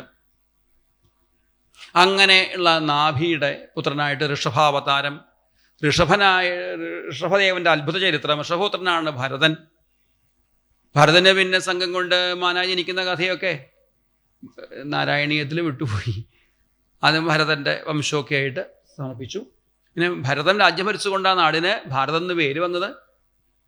ഭൂഗോള വർണ്ണന, ലോകത്തിൽ സപ്തദ്വീപുകൾ വളരെ ചുരുക്കി ഒരു ദശകത്തിൽ ഒതുക്കുന്നുവെങ്കിലും ആ ഭൂമിയിലുള്ള പല ഭാഗത്തുമുള്ള ഉപാസനാ സമ്പ്രദായങ്ങൾ, ഭാരതം ഉൾപ്പെട്ട ജംബൂദ്വീപിലുള്ള 9 വർഷങ്ങളിലുള്ള ഉപാസനാ സ്തോത്രങ്ങളും നമസ്കാരവും ഒക്കെ ഇവിടെ വായിക്കുമ്പോൾ നമ്മളും അതാത് ദേവന്മാർ നമസ്കരിക്കുകയാണ്. ഭാരതഭൂമിയുടെ മഹത്വവും ഒക്കെ സൂചിപ്പിച്ചുകൊണ്ട് നമസ്കരിക്കുന്നു. നരനാരായണ മഹർഷിമാരെ, ബദ്രിനാഥസ്വാമികളെ ഈ ദശകമൊക്കെ ദിവസം വായിച്ചു കഴിഞ്ഞാൽ ബദ്രിനാഥസ്വാമികളെ ദിവസം നമസ്കരിക്കുകയാണ്, സകല ദേവന്മാരെ നമസ്കരിക്കുകയാണ്. പിന്നെ ഭാഗവതത്തിലെ ഓരോരോ അധ്യായങ്ങളിലുള്ള കഥകളിലൊക്കെ അല്ലെങ്കിൽ ഭൂഗോള ജ്യോതിർഗോള വർണ്ണനകൾ ഓരോരോ ശ്ലോകങ്ങളിലേക്കാണ് ചുരുക്കി പറഞ്ഞത്. കൃത്യം അങ്ങനെയാണ്, ഓരോ ശ്ലോകങ്ങളിലേക്കാണ് ഓരോ രംഗങ്ങളും ചുരുക്കി വർണ്ണിക്കുന്നത്. ജ്യോതിർഗോള വർണ്ണന, അത് കഴിഞ്ഞാൽ ശിംശുമാര സ്വരൂപം, എല്ലാം കൂടി ഒന്നായിട്ട്, ഈ ലോകം മുഴുവൻ ഒന്നായിട്ട് അത് മുഴുവൻ ഒരു വാല് ചുറ്റിക്കിടക്കുന്ന പോലെയുള്ള സ്വരൂപത്തെ വർണ്ണിക്കുന്നത്. അത് കഴിഞ്ഞാൽ അധോലോകത്തെ വർണ്ണിക്കുന്നത്. അത് കഴിഞ്ഞാൽ ലോകത്തെ മുഴുവൻ തൻ്റെ ആയിരക്കണക്കിന് ഭണങ്ങളിൽ ഒരു ഭണത്തിൽ കടുകുമണിയായിട്ട് അനന്തമൂർത്തിയായിട്ടുള്ള ഭഗവാൻ ഇതൊക്കെ താങ്ങി നിർത്തിക്കൊണ്ടിരിക്കുന്ന അനന്തമൂർത്തിയുടെ മാഹാത്മ്യവും ഒക്കെ വർണ്ണിച്ച് നരകത്തെ കൂടി വർണ്ണിച്ച് സമർപ്പിക്കും. നരകത്ത് പോവാതിരിക്കാനുള്ള വഴി എന്താ? ഭഗവാന്റെ നാമം ജപിച്ചാൽ മതി. അജാമിളോ നാമ മഹീസുരപുര. അജാമിളെന്നവരായിട്ട് ഒരു മഹാത്മാവ് ഉണ്ടായിരുന്നു. അദ്ദേഹം ദാസി സംസർഗം കൊണ്ട് ദൂഷിച്ച് നല്ല ബ്രാഹ്മണ കുലത്തിൽ ജനിച്ച് ഉപനയനവും വേദാധ്യയനവും ശാസ്ത്രങ്ങൾ പഠിക്കലും ഒക്കെ ചെയ്ത ആളാണ്. പഞ്ചയജ്ഞങ്ങൾ അനുഷ്ഠിച്ചുകൊണ്ട് ഗൃഹസ്ഥാശ്രമിയായിട്ട് ജീവിക്കുന്ന ആളാണെങ്കിലും ദാസി സംസർഗദൂഷിത, ഒരു ദാസിയുമായിട്ട് സംസർഗം കൊണ്ട് ദുഷിച്ച് എല്ലാ തരത്തിലുള്ള മഹാപാപങ്ങളുമായിട്ട് വട്ടം തിരിഞ്ഞ് മരണശൈലി കിടക്കുമ്പോഴാണ് അതിഭയങ്കരന്മാരായിട്ടുള്ള 3 യമദൂതന്മാർ വന്നു എന്നാണ്. അതിഭയങ്കരന്മാർ യമദൂതന്മാർ എന്തിനാ വരുന്നത്? എല്ലാവരും മരിക്കാറായി കഴിഞ്ഞാൽ അവർ വരും ഇത്രേ. എന്തിനാ പുറത്താ വരിക? പോത്തിൻ്റെ ആണോ? അതെ, എന്നാ പോത്ത്. പിന്നെ കയ്യിലെന്താ? അവരുടെ കയ്യിൽ ഇരുമ്പൊലയ്ക്കും കയറൊക്കെ ഉണ്ടാവും. അങ്ങനെയൊക്കെ വരുമോ? എനിക്കറിയില്ല, ഞാൻ കണ്ടിട്ടില്ല. പക്ഷെ അങ്ങനെ പറയുന്നുണ്ട് പുരാണങ്ങളൊക്കെ. നേരിട്ട് ഇരുമ്പൊലയ്ക്കും കയറൊക്കെ ആയിട്ട് വന്നത് കണ്ടിട്ടില്ലെങ്കിലും പലപ്പോഴും അതിന് തുല്യമായ ഭാവത്തോട് കൂടിയിട്ട് ഞാൻ തന്നെ, എനിക്ക് ഓർമ്മ 2 കൊല്ലം മുമ്പ് കൊറോണ കാലത്ത് പെട്ടെന്നൊരു നെഞ്ചുവേദന. ഞാൻ വിചാരിച്ചു ഗ്യാസ് ആണെന്ന്. കൊറോണ വന്നിരുന്നു. കൊറോണയായിട്ട് ഇങ്ങനെ ക്വാറന്റൈനിൽ വീടിൻ്റെ മുകളിൽ അവിടേക്ക് ഇങ്ങനെ ഭക്ഷണം കൊണ്ടുവരും, ആരും തൊടാതെ എടുത്ത് കഴിക്കും, അവിടെ തന്നെ കിടക്കും. അതിൻ്റെ ഇടയിലാണ് നെഞ്ചുവേദന വന്നത്. ഗ്യാസ് ആവും എന്ന് പറഞ്ഞു.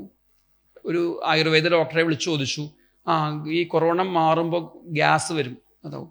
പിന്നെ എക്സസൈസൊക്കെ ആവും, യോഗയൊക്കെ ആയിട്ട് തട്ടുംപുറത്ത് അല്ലെങ്കിൽ ടെറസിൻ്റെ മുകളിൽ 2 ദിവസം കഴിഞ്ഞിട്ട് ഇത് മാറിയില്ല. ഉടനെ അടുത്തുള്ള ഹോസ്പിറ്റലിൽ പോയി. അപ്പോൾ അവർ പറഞ്ഞു വേഗം മെഡിക്കൽ കോളേജിൽ പോയിക്കോളൂ. മെഡിക്കൽ കോളേജിൽ എത്തിയപ്പോൾ വേഗം ടെസ്റ്റ് ചെയ്തപ്പോൾ പറഞ്ഞു ഒരു അറ്റാക്ക് വന്നതാ. വേഗം പ്രത്യേകം ചില ആൾക്കാരെയൊക്കെ വിളിച്ച് പറഞ്ഞപ്പോൾ പ്രത്യേകമായിട്ട് അവിടെ കിടക്കാനില്ല ഇരിക്കാൻ തന്നെ സ്ഥലമല്ലേ അതിൻ്റെ ഉള്ളിൽ. കാര്യം കൊറോണ വാർഡാ. അങ്ങനെ വാർഡിൽ ആയതുകൊണ്ട് തന്നെ ഇരിക്കാൻ സ്ഥലമല്ലേ അവിടെ. പിന്നെ ഈ ഊണ് കഴിക്കാനായിട്ട് കല്യാണത്തിന് പോയിട്ടേ ഒരാൾ സീറ്റിൻ്റെ ഇങ്ങനെ പൊക്കം കുറഞ്ഞ ആളിങ്ങനെ സീറ്റിൻ്റെ പ്ലേറ്റിൻ്റെ അറ്റത്ത്, ഇലയുടെ അറ്റത്ത് പുളിഞ്ചെടുക്കാൻ വേണ്ടി എണീറ്റ്. അപ്പോൾ കസേര വലിക്കില്ലേ, അതുപോലെ ആരെങ്കിലും അങ്ങോട്ട് വീണ് കഴിഞ്ഞാൽ വേഗം ചാടി കയറി കിടക്കണം. വീണ് കഴിഞ്ഞാൽ പറഞ്ഞാൽ എങ്ങോട്ടേ ഇങ്ങനെ നോക്കിയിരിക്കുക. ആരെങ്കിലും മരിച്ചു കഴിഞ്ഞാൽ വേഗം കിടക്കാമല്ലോ, അങ്ങനെയൊക്കെ നോക്കി നിൽക്കണം, അങ്ങനെ ഇരിക്കണം. എന്തായാലും അതൊന്നും ഇല്ലാതെ ഇപ്പോൾ അറ്റാക്ക് വന്നതുകൊണ്ട് എനിക്ക് പ്രത്യേക സീറ്റൊക്കെ കിട്ടി, കിടക്കയൊക്കെ കിട്ടി, അല്ലെങ്കിൽ കട്ടിലൊക്കെ കിട്ടി. അങ്ങനെ അവിടെ കിടന്നപ്പോഴാണ് പ്രശ്നം മനസ്സിലായത്. മറ്റുള്ള ദിക്കിൽ അങ്ങനെ ആരും വീണ് പോകുന്നൊന്നുമില്ല. ഈ ഞാൻ കിടന്ന വാർഡിലാണെങ്കിൽ ഒരു ദിവസം തന്നെ 8 പേര് എൻ്റെ മുമ്പിൽ കൂടെ അങ്ങനെ ശ്വാസം വലിച്ചു മേപ്പെട്ട് പോയി. അപ്പോൾ ഒരു തരത്തിൽ ഞാൻ കണ്ടു, ഈ പോത്തിൻ്റെ പുറത്ത് കയറും ഒക്കെ ആയിട്ട് കണ്ടതാണ്. ഇപ്പം എനിക്ക് തമാശയായിട്ട് പറയാൻ പറ്റുന്നുണ്ടെങ്കിലും തമാശയായിരുന്നില്ല അന്ന് കണ്ടപ്പോൾ, ശരിക്കും കണ്ടത് തന്നെയാണ്. എൻ്റെ അടുത്തേക്കും വരുമെന്നൊക്കെ വിചാരിച്ചിരുന്നു. അപ്പോൾ വന്നിട്ടില്ല. ഇനി വരുമായിരിക്കും, വരാതിരിക്കില്ല. ഒരു ദിവസം വരാതിരിക്കാൻ പറ്റില്ലല്ലോ, അത് ഉറപ്പാണ്. അപ്പം എന്തായാലും അത് ഉറപ്പാണ്, ഒരു ദിവസം ഉണ്ടാവുന്നുള്ള കാര്യം ഉറപ്പാണ്. എന്തിനാണ് വരുന്നത്? നമ്മുടെ ജീവനെ, അങ്ങനെയാണ് ഒരു സമ്പ്രദായം എന്നർത്ഥം, നമ്മുടെ ജീവനെ വലിച്ചെടുത്ത് യാതനാദേഹം എന്നുള്ള ദിവ്യമായ ദേഹത്തിലേക്ക് മാറ്റി യമലോകത്ത് കൊണ്ടുപോയിട്ട് ചെയ്ത കർമ്മത്തിന് ശിക്ഷ കൊടുത്ത് ശുദ്ധീകരിച്ച് അടുത്ത ജന്മം കൊടുക്കാനാണ്.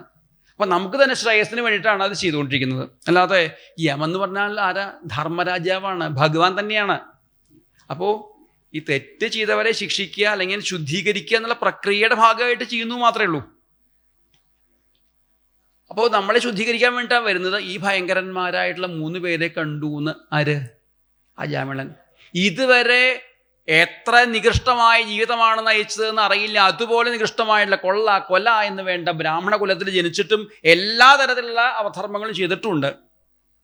പക്ഷേ ഇതിൻ്റെ ഇടയിൽ ഒരു സൽക്കർമ്മം ഒരു 3-4 കൊല്ലമായിട്ട് 88 വയസ്സായിട്ടുള്ള അജാമിളൻ ചെയ്തിട്ടുണ്ട്. അതെന്താ? അവസാനത്തെ മകന് സജ്ജനങ്ങളുടെ അനുഗ്രഹം കൊണ്ട് നാരായണെന്ന് ഇട്ടു. ആ 84 മുതൽ 4 കൊല്ലം നാരായണ നാരായണ നാരായണ എന്നല്ലാതെ വേറൊരു വർത്തമാനം അദ്ദേഹത്തിന് പറയാനില്ല. എന്തുകൊണ്ട്? വേറൊരു വർത്തമാനം പറഞ്ഞാൽ കേൾക്കാൻ ആരും ഇല്ല. നികൃഷ്ട ജീവിതം നയിച്ചുകൊണ്ടിരിക്കുന്ന അദ്ദേഹത്തിനെ ഉപേക്ഷിച്ചുകൊണ്ട് ബാക്കിയുള്ള മക്കളൊക്കെ പോയിട്ടുണ്ട്. ഈ അവസാനത്തെ മകൻ മാത്രമേ അടുത്തുള്ളൂ. അതുകൊണ്ട് ആ ഉണ്ണിക്ക് തൻ്റെ കാര്യം നോക്കി പോകാനുള്ള പ്രായമായിട്ടില്ല. അതുകൊണ്ട് അവിടെ നിൽക്കുന്നു മാത്രമേ ഉള്ളൂ. അതുകൊണ്ട് എപ്പോഴും നാരായണ, വെയിൽ കൊള്ളണ്ട നാരായണ, ഊണ് കഴിച്ചോളൂ നാരായണ, പാല് കുടിച്ചോളൂ നാരായണ, ഒന്ന് വരും നാരായണ നാരായണ നാരായണ എന്നുള്ള വിളി, ജപം നേരാവണ്ണം ജപിച്ചോ എന്നറിയില്ല. ആദ്യം നാരായണ വിളിച്ച് നാരായണ ഓടി വരും. എന്തെങ്കിലും അച്ഛൻ്റെ കയ്യിൽ നിന്ന് കിട്ടുമായിരുന്നു. ഇപ്പോൾ ഒന്നിനും കൊള്ളാതെ കിടക്കുകയാണ്, നരകയാതനയായിട്ട്. കണ്ഠേ ഘുരഘുരായത്തെ, കണ്ടത്തിൽ കഫം കെട്ടി ഒന്നിനും കൊള്ളാതെ കിടക്കുന്ന അജാമിളൻ. അപ്പോഴാണ് പുത്രോപചാരിതമായിട്ട് തൻ്റെ ഉണ്ണിക്ക് പേടിയാവൂന്ന് വിചാരിച്ചുകൊണ്ട് യമദൂതന്മാരെ കണ്ടപ്പോഴേ, തൻ്റെ ഉണ്ണി കളിച്ചുകൊണ്ടിരിക്കുന്നുണ്ടാക്കരെ, ആ ഉണ്ണിക്ക് പേടിയാവൂന്ന് വിചാരിച്ചുകൊണ്ട് ഉറക്കെ നാരായണ എന്ന് ജപിച്ചു, നാരായണ എന്ന് വിളിച്ചു. ഉണ്ണി വിളി കേട്ടു? അറിയില്ല. എന്നാൽ വിളി കേൾക്കേണ്ട ആൾ വിളി കേട്ടിട്ടുണ്ട്. ആരാ വിളി കേട്ടത്? ഭഗവാൻ നാരായണമൂർത്തി വിളി കേട്ടു. ഭഗവാൻ ഓടി വന്നു കഴിഞ്ഞിരിക്കുന്നു. ജുഹാവ നാരായണ നാമകം സുതം പുരാ മനാത്വൽസ്മൃതിവാസനാവലാൽ. നാരായണ എന്ന് പുത്രോപചാരിതമായിട്ട് എങ്ങനെ അജാമിളന് ജപിക്കാൻ കഴിഞ്ഞു? അതാണ് നമ്മളും സ്മരിക്കേണ്ട കാര്യം, മനസ്സിലാക്കേണ്ട കാര്യം. എന്താ അത്? ത്വൽസ്മൃതിവാസനാവലാൽ.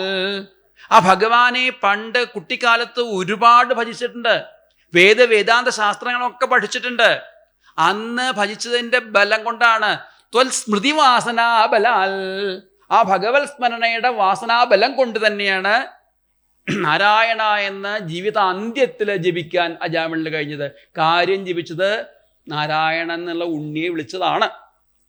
പക്ഷേ അങ്ങനെയായാലും ദുരാശയസ്യാപി തദാസ്യ നിർഗതത്വദീയ നാമാക്ഷരമാത്ര വൈഭവാൽ.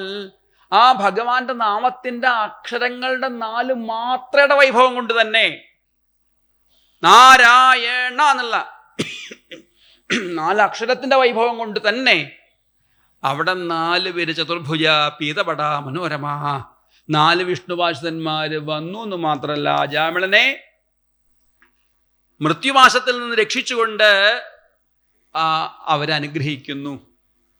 നിങ്ങളാ എന്താത് എന്നൊക്കെ ചോദ്യം ചെയ്യാനായിട്ട് പുറപ്പെട്ടുവെങ്കിലും എല്ലാ രീതിയിലും അവരെ തടഞ്ഞുകൊണ്ട് ഈ നാമത്തിൻ്റെ മാഹാത്മ്യം പ്രഖ്യാപിക്കുന്നുണ്ട്. തദീയ പാപം നിഖിലം യവേദയൻ. അധ്യാപനം ചെയ്ത പാപത്തിന് കണക്ക് കൊണ്ടുവച്ച് മുഴുവൻ അവിടെ മുമ്പിൽ നിരത്തി വെച്ചു കൊടുത്തു. എന്ത് പാപം ഉണ്ടായാലും സാരില്ല. ഭവന്തു പാപാനി കഥന്തു നിഷ്കൃതേ. എത്ര പാപം ഉണ്ടായിക്കോട്ടെ, അതുകൊണ്ടൊന്നും ഒരു കാര്യമില്ല. പരിഹാരം ചെയ്തു കഴിഞ്ഞാൽ പിന്നെയും ദണ്ഡനോ? പരിഹാരം ചെയ്തു കഴിഞ്ഞു. എന്ത് പരിഹാരം? നാരായണ ജപിച്ചു. നാരായണ എന്ന് ജപിച്ചതല്ല, പിന്നെ മകനെ വിളിച്ചതാ. അത് ഞങ്ങൾക്ക് അറിയേണ്ട കാര്യമില്ല. എങ്ങനെ ജപിച്ചാലും ഭഗവാന്റെ നാമത്തിന് ഫലമുണ്ട്.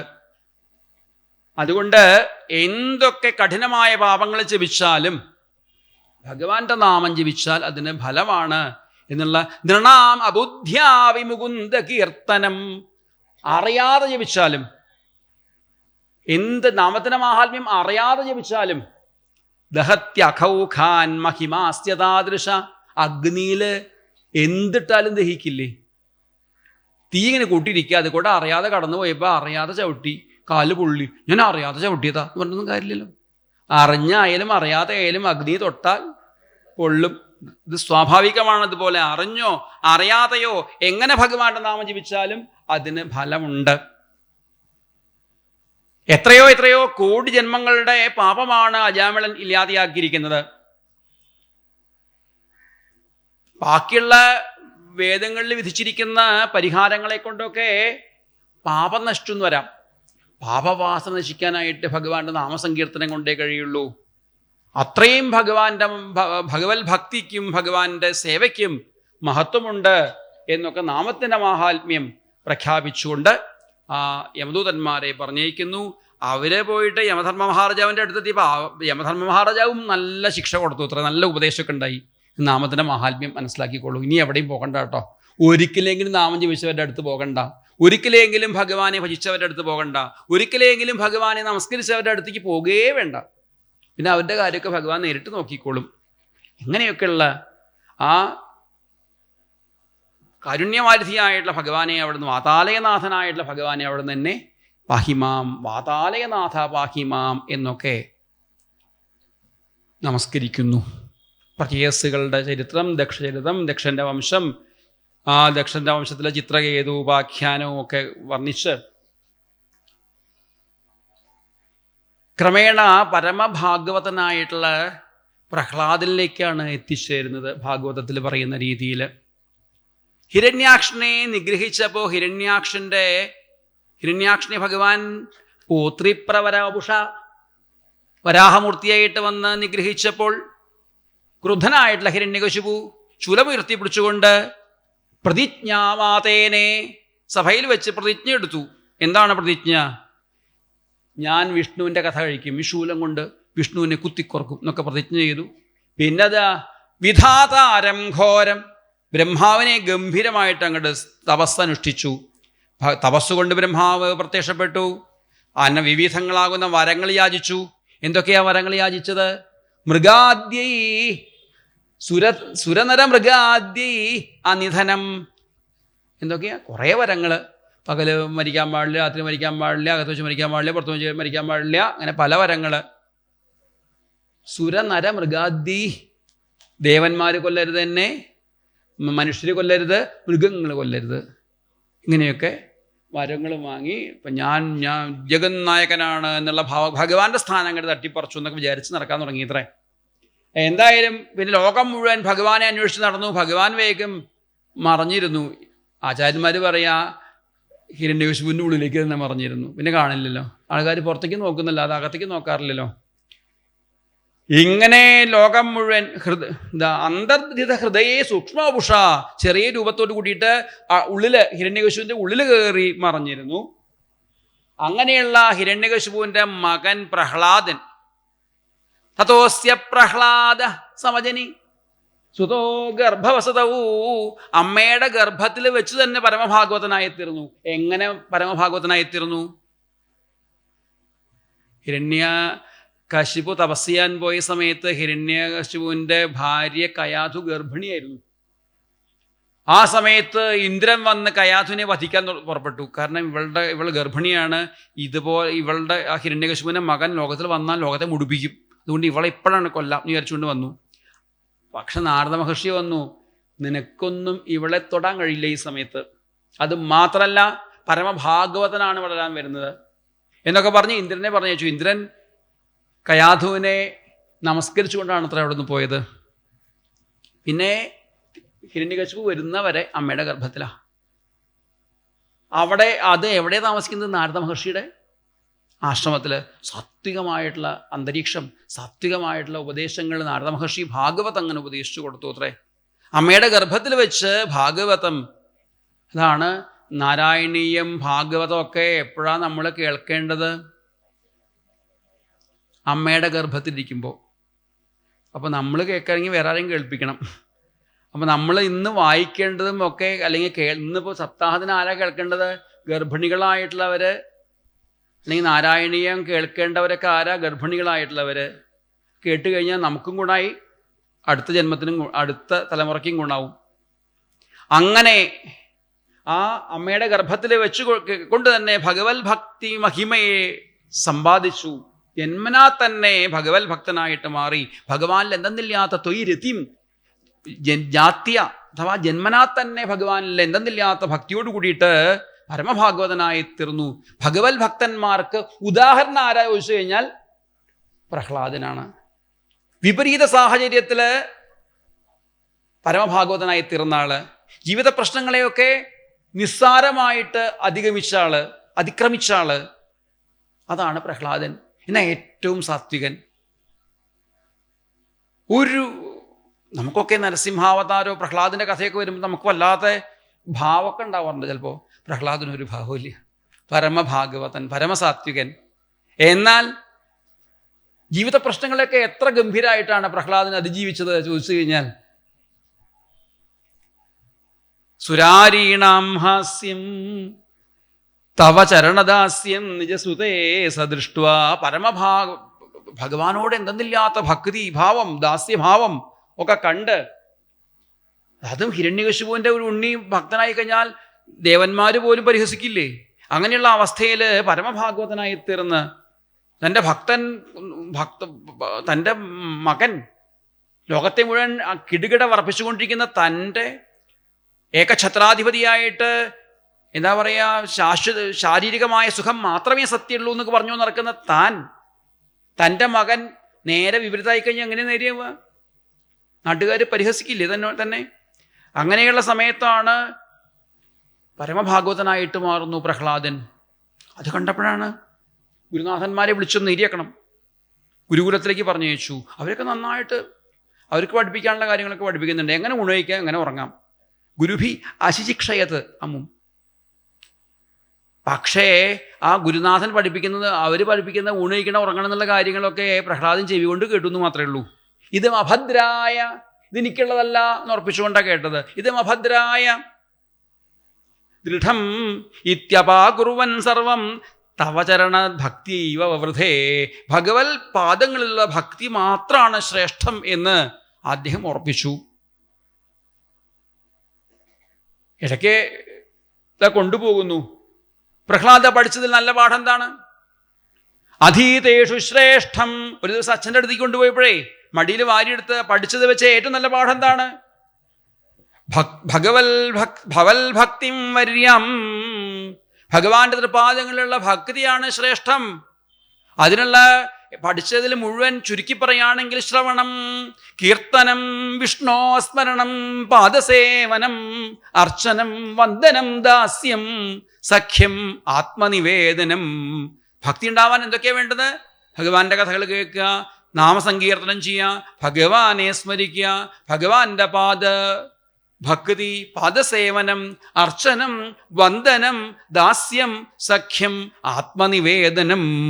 ഇതിങ്ങനെ കേൾക്കുമ്പോഴേക്കും ക്രുദ്ധനായിട്ട് ഇതാ പഠിപ്പിച്ചത് ചണ്ടാമർക്കന്മാരോട്, ഗുരുനാഥന്മാരോട്. അയ്യോ, ഞങ്ങൾ പഠിപ്പിച്ചതല്ല, വേറെ ആരുമൊന്നും പഠിപ്പിച്ചതല്ല, ഇവന്റെ ജന്മനാളുടെ സ്വഭാവമാണ്, മാറ്റാൻ പറ്റും തോന്നുന്നില്ല. എന്നാ ഇവനെ ഉടനെ കൊണ്ടുപോയിട്ട് കൊല്ലാൻ നോക്കുക, ഉടനെ കൊല്ലണം ഇവനെ. പ്രഹ്ലാദിനെ ഇടപെട്ടുവിട്ടോ. അവർ പഠിപ്പിച്ചതൊന്നും അല്ലാട്ടോ ഇത് ഗുരുവായൂരപ്പൻ്റെ അപാരമായ കാരുണ്യം കൊണ്ട് മാത്രമേ ഒരാൾക്ക് ഭഗവാന്റെ മനസ്സിലേക്ക് മനസ്സുറച്ചു കിട്ടുള്ളൂ, ഭഗവാന്റെ പാദങ്ങളിലേക്ക് മനസ്സുറച്ചു കിട്ടുള്ളൂ. ഇത് ജന്മനായുള്ള സ്വഭാവമാണ്, ആരും പഠിപ്പിച്ചതല്ല എന്നൊക്കെ പറഞ്ഞു നോക്കി പ്രഹ്ലാദൻ. ദേഷ്യം വന്ന് ശൂലൈ ആ വിദ്ധ, ഇവനെ കൊല്ല എന്ന് പറയുമ്പോഴേക്കും ശൂലം കൊണ്ട് കുത്തുക. സുബഹുമധിതോ ദിഗ്ഗജഗണൈ, ദിഗ്ഗജങ്ങളെ കൊണ്ട് കുത്തിക്കുക. മഹാസർപ്പൈ ദഷ്ട, മഹാസർപ്പങ്ങളെ കൊണ്ട് കടുപ്പിക്കുക. എന്ന് വേണ്ട, വിഷം കൊടുക്കുക, ഭക്ഷണം കൊടുക്കാതിരിക്കുക. അനശന ഗരാഹാര വിദ്യുത, അനശനം, ഭക്ഷണം കൊടുക്കാതിരിക്കുക, പിന്നെ വിഷം കൊടുക്കുക. ഇങ്ങനെയൊക്കെ നോക്കിയിട്ടും വലിയ ഗിരീന്ദ്ര പർവ്വതങ്ങളുടെ മുകളിൽ നിന്ന് താഴത്ത് തട്ടിയിടുക. എങ്ങനെയൊക്കെയാ സാധുവായിട്ടുള്ള ഭാഗവതനെ ഉപദ്രവിച്ചത്. പക്ഷേ ഒരു പോർല ഏൽപ്പിക്കാൻ പോലും പറ്റിയില്ല. രക്ഷിക്കാൻ അവിടെ ഭഗവാൻ ഉണ്ടായിരുന്നു. ഒരു തവണ പോലും ഹരേ നാരായണ രക്ഷിക്കണേ രക്ഷിക്കണേ എന്ന് പ്രഹ്ലാദൻ കരഞ്ഞില്ല. കരഞ്ഞു നടക്കുന്നവരെയൊന്നല്ല ഭക്തന്മാരെന്ന് പറയാ. രക്ഷിക്കണേ എന്ന് പറഞ്ഞ് കരഞ്ഞു നടക്കുന്നവരെയല്ല എന്ന്. അവർ കരയുന്നുണ്ടായിരിക്കാം. പ്രഹ്ലാദനും കരഞ്ഞു നടക്കുക. ഭക്തി ലഹരിയിലെല്ലാം മറന്നുകൊണ്ട് കണ്ണുനീര് വാർക്കും, ആനന്ദാശ്രുക്കൾ പൊഴിക്കും. ഭഗവത് സ്വരൂപം ഹൃദയത്തിൽ കാണാതെ കഴിഞ്ഞാൽ പൊട്ടിക്കരഞ്ഞൊന്നും വരാം. അല്ലാതെ നിസ്സാര വിഷയങ്ങൾക്ക് വേണ്ടിയിട്ട് കരയാറില്ല. അയ്യോ കാലിന് വേദന, അയ്യോ, കരയാറില്ല.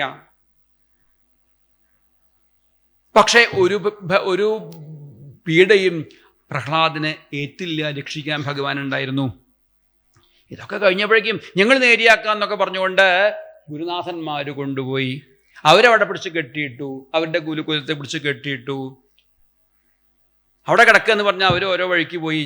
വരുണവാസം കൊണ്ടാണ് കെട്ടിയിരിക്കുന്നത്. അതിഭയങ്കരമായിട്ടുള്ള വേദന ഉണ്ടാവുക. അപ്പോഴേക്കും കുട്ടികളൊക്കെ ചുറ്റും വന്നപ്പോഴേ ഭഗവത് ഭക്തിയുടെ മഹത്വം ആ കുട്ടികൾക്ക് പോലും ഉപദേശിച്ചു. ഇപ്പോൾ അസുരന്മാരില്ലാത്ത അവസ്ഥയാണ്. അസുര കുട്ടികൾ മുഴുവൻ ഭക്തന്മാരായി കഴിഞ്ഞാൽ എന്താ ചെയ്യുക? അവരോട് പറഞ്ഞു ഭഗവത് ഭക്തിയാണ് ഏറ്റവും ശ്രേഷ്ഠം. ആകെ കുറച്ച് കാലമുള്ളൂ, ആര് പറഞ്ഞാലും കേൾക്കണം. പക്ഷെ കേട്ടത് ഭഗവാനിലേക്ക് മനസ്സുറപ്പിക്കാൻ പാകത്തിനാവണം. ആകെ 100 കൊല്ലം ആയുസ്സുണ്ട്. പകുതി ഉറങ്ങിപ്പോവും. പിന്നെ കുട്ടിക്കാലത്ത് കളിയായിട്ട് പോവും. വയസ്സായി കഴിഞ്ഞാൽ വൃദ്ധന്മാരത്ത് ആ സമയത്തും ഭഗവാനെ ഭജിക്കാൻ പറ്റില്ല. യൗവനത്തിലും പറ്റില്ല. കല്യാണം കഴിഞ്ഞിരിക്കാൻ പറ്റുമോ? ഒന്നും ഉണ്ടാവില്ല. കുട്ടികളായി കഴിഞ്ഞാൽ അതിനും ബുദ്ധിമുട്ടായി. പിന്നെ ആകെ കൂയിട്ട് കുട്ടിക്കാലത്താണ്. അതുകൊണ്ട് കൗമാര ആചരേൽ പ്രാജ്ഞോധർമാൻ ഭാഗവതാനിഹ, മാരൻ്റെ വാണം ഏൽക്കാത്ത കുട്ടിക്കാലത്ത് വേണം ഭഗവാനെ ഭജിക്കാൻ. നിങ്ങൾ ഇപ്പം തുടങ്ങിക്കോളൂ. ഒരു കാലത്ത് നിങ്ങൾക്ക് ദുഃഖിക്കേണ്ടി വരില്ല. ഭക്തി ഉണ്ടാവാൻ എളുപ്പമായിട്ടുള്ള വഴി എന്താ? നാമസങ്കീർത്തനം തന്നെ. ഭഗവാന്റെ നാമം ജപിച്ചോളൂ. സജ്ജനങ്ങളെ ആശ്രയിച്ചുകൊണ്ട് ഭഗവത് കഥാമൃതം പാനം ചെയ്ത് നാമം അങ്ങനെ ജപിക്കുമ്പോഴേക്കും ഹരേ നാരായണ ഹരേ നാരായണ ഹരേ നാരായണ ഹരേ നാരായണ. ഒരു ഭയവും വേണ്ട. ബാക്കിയൊക്കെ മമതാസ്പദങ്ങളാണ്. അച്ഛനായിക്കോട്ടെ, അമ്മയായിക്കോട്ടെ, ബന്ധുക്കളായിക്കോട്ടെ, എല്ലാവരും അച്ഛൻ നമുക്ക് പ്രിയപ്പെട്ടവരല്ലേ, അമ്മ പ്രിയപ്പെട്ടവരല്ലേ. എത്ര പ്രിയപ്പെട്ട അമ്മയും ഒരു ദിവസം നമ്മളെ വിട്ടുപിരിഞ്ഞു പോവും. എത്ര പ്രിയപ്പെട്ട അച്ഛനും നമ്മളെ ഒരു ദിവസം ഉപേക്ഷിച്ചു പോവും. പിന്നെ വന്നവരാ സഹോദരന്മാർ, അവരും നമ്മളെ ഉപേക്ഷിച്ചു പോവും. അല്ലെങ്കിൽ നമ്മൾ അവരെ ഉപേക്ഷിച്ചു പോവും. പിന്നെ വന്നവരാണ് ഭാര്യ, ഭർത്താവ്, കുട്ടികൾ, അവരും നമ്മളെ ഉപേക്ഷിച്ചു പോവും. നമ്മളെ ഉപേക്ഷിക്കാത്ത ഒരൊറ്റ ആളേ ഉള്ളൂ ലോകത്തിൽ. ഭഗവാൻ മാത്രമേ ഉള്ളൂ, ഗുരുവായൂരപ്പൻ മാത്രമേ ഉള്ളൂ. അതുകൊണ്ട് ഗുരുവായൂരപ്പനെ തന്നെ മുറുക്കെ പിടിച്ചോളൂ, നിങ്ങളെ ഉപേക്ഷിക്കില്ല, ഉറപ്പ്. അയ്യോ ഞങ്ങൾക്കൊക്കെ പറ്റും, ഞങ്ങളൊക്കെ അസുരന്മാരല്ലേ, എനിക്ക് ഭഗവാൻ ഉണ്ടായില്ലേ കൂടെ? നിങ്ങൾക്കുണ്ടാവും, ഒരു സംശയമില്ല. ഭഗവാന് വേറെ ഒന്നും പ്രശ്നമല്ല.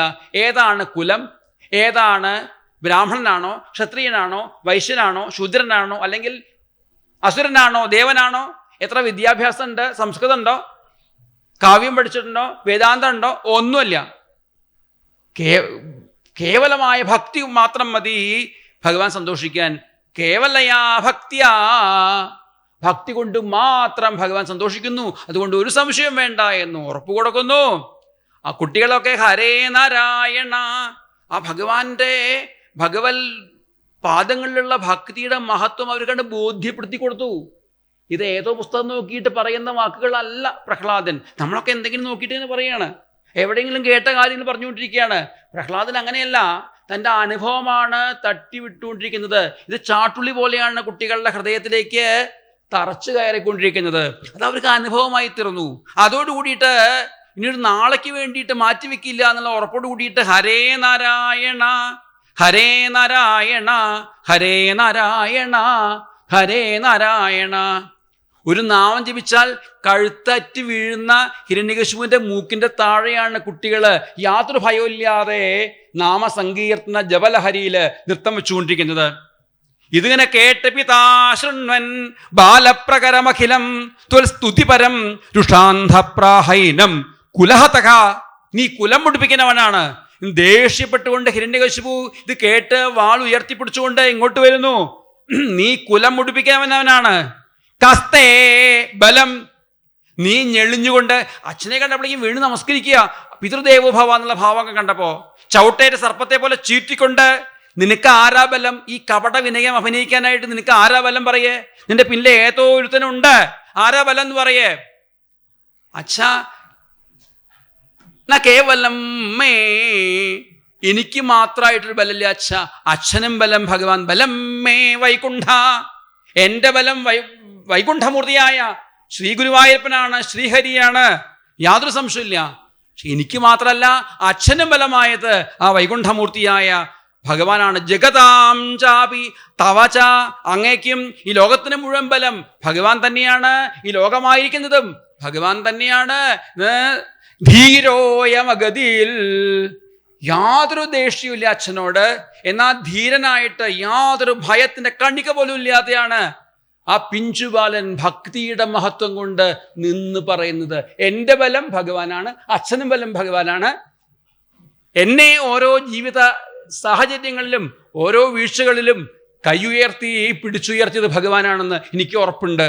എനിക്ക് മാത്രമല്ല അച്ഛനിങ്ങനെ അലറാനും ബലമായത് ഭഗവാൻ തന്നെ. ഇതിന് കേൾക്കുമ്പോഴേക്കും ദേഷ്യ ഇരട്ടിയെ വരികയാണ്. അരേ ക്വാസൗ ക്വാസൗ, എടാ എവിടെ അവൻ? നിനക്ക് ബലമായിട്ടുള്ള അവൻ എവിടെ? അരേ ക്വാസൗ ക്വാസൗ സകല ജഗതാത്മാ ഹരി ഇതി, ആ സകല ജഗതാത്മാവായിട്ടുള്ള ഹരി നീ പറഞ്ഞ അവൻ എവിടെ? പറയേ. എല്ലായിടത്തുണ്ടല്ലോ, സർവത്ര എല്ലായിടത്തുണ്ടല്ലോ. ഹിരണ്യകശിപു കണ്ണുരുട്ടി വീഴ്ച നോക്കി, എവിടെയും കാണാനില്ല. എല്ലായിടത്തുണ്ടെങ്കിൽ നീ എന്നെ വീണ്ടും പറ്റിക്കുകയാണ്. നീ പറഞ്ഞ എല്ലായിടത്തുണ്ടെങ്കിൽ ശരി, എല്ലായിടത്തുണ്ടെങ്കിൽ എന്തുകൊണ്ട് കസ്മാൽ സ്തംഭേന, ഈ തൂണിൽ എന്തുകൊണ്ടില്ല? അവിടെയും ഭഗവാനെ കണ്ടുകൊണ്ട് തൊഴുതു പിടിച്ചുകൊണ്ട് പ്രഹ്ലാദൻ അച്ഛനോട് പറഞ്ഞിരുന്നതിനൊരു പരിധിയുണ്ട്. ഞാൻ അച്ഛനെ അനുഭവിക്കട്ടെ. പറഞ്ഞ് കേൾപ്പിക്കാനും പറഞ്ഞറിയലും കേട്ടറിയലും ഒക്കെ പരിധിയുള്ളതാണ്. ഭഗവാനെ അനുഭവിക്കുക വേണ്ടത്.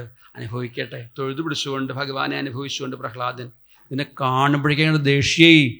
പ്രഭിന്ദേ സ്മസ്തംഭം ചലിത കരവാളോ ദ്വിജസുത, നീ വീണ്ടും എന്നെ പറ്റിക്കുകയാണ്, ഞാൻ ഈ തൂണ് ഇടിച്ചു പൊളിക്കും. അതിന് ഹരി എന്നൊരുത്തന്നെ ഇവിടെ വന്നില്ലെങ്കിൽ നിന്റെ അന്ത്യമാണെന്നുള്ള ഭാവത്തോട് കൂടിയിട്ട് ആ വാള് പിടിച്ച് ഉരുക്കുമുഷ്ടി കൊണ്ട് സ്തംഭം തതാട് അതിബലസ്വമുഷ്ടിന ഒരു ഇടി കൊടുത്തു.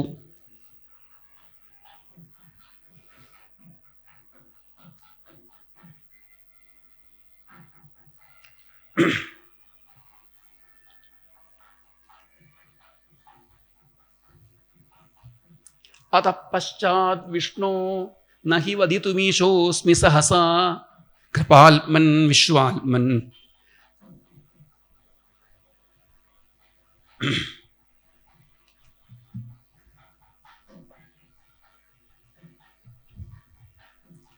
പവനപുരവാസിൻ മൃഡയമാം. അത പശ്ചാൽ, ഇനി അടുത്ത വരി എന്താണെന്ന്. വിഷ്ണു നഹി വദിതുമീശോസ്മി സഹസ, പെട്ടെന്ന് എനിക്ക് പറയാൻ കഴിയില്ല. അടുത്ത രംഗം എന്താണെന്ന് പറയാൻ എന്നെക്കൊണ്ട് കഴിയില്ല. അല്ല, ഇനി ഞാനത് പറയണമെന്ന് നിർബന്ധം ഉണ്ടെങ്കിൽ കുറച്ച് കാരുണ്യം, കൃപാത്മൻ വിശ്വാത്മൻ, കുറച്ച് കാരുണ്യം അവിടുന്ന് ചൊരിഞ്ഞാൽ, അവിടുന്ന് കൃപാത്മാവല്ലേ, വിശ്വാത്മാവല്ലേ. പവനപുരവാസിൻ ഹൃദയമാം എന്ന് പറഞ്ഞാണ് നിർത്തിവെച്ചു അദ്ദേഹം. ആ തൂണുമ ഇടിച്ചു എന്ന് പറഞ്ഞിട്ടേ അന്നത്തെ ഗ്രന്ഥ രചിക്കൽ നിർത്തിവെച്ചു പോയി. ഇങ്ങനെ നിർത്തിയിട്ടാണ് പോയി കഴിഞ്ഞാൽ എന്താ ഉണ്ടാവുക? കാരണം മേൽപ്പത്തൂരിന് പറ്റിയില്ല. അദ്ദേഹം പോലും ഞെട്ടിപ്പോയി. ഏത് രംഗവും ഏത് വലിയ കഥയും ഒറ്റ ശ്ലോകം കൊണ്ട് പറയാൻ കഴിവുള്ള ആളാണ്. വേണമെങ്കിൽ ഒറ്റ ഈ 2 ശ്ലോകത്തിൻ്റെ ഉള്ളിൽ നരസിംഹാവതാരം എന്നെ അപ്പുറത്തും പറഞ്ഞ് നിർത്തി പോവായിരുന്നു. പറ്റിയില്ല. അതുകൊണ്ട് അവിടെ നിർത്തി. ഇനി എന്നെക്കൊണ്ട് പറയാൻ പറ്റും തോന്നുന്നില്ല. അന്ന് രാത്രി മേൽപ്പത്തൂരിന് ഇങ്ങനെ ദർശനം കൊടുത്തു അത്രേ ഭഗവാൻ.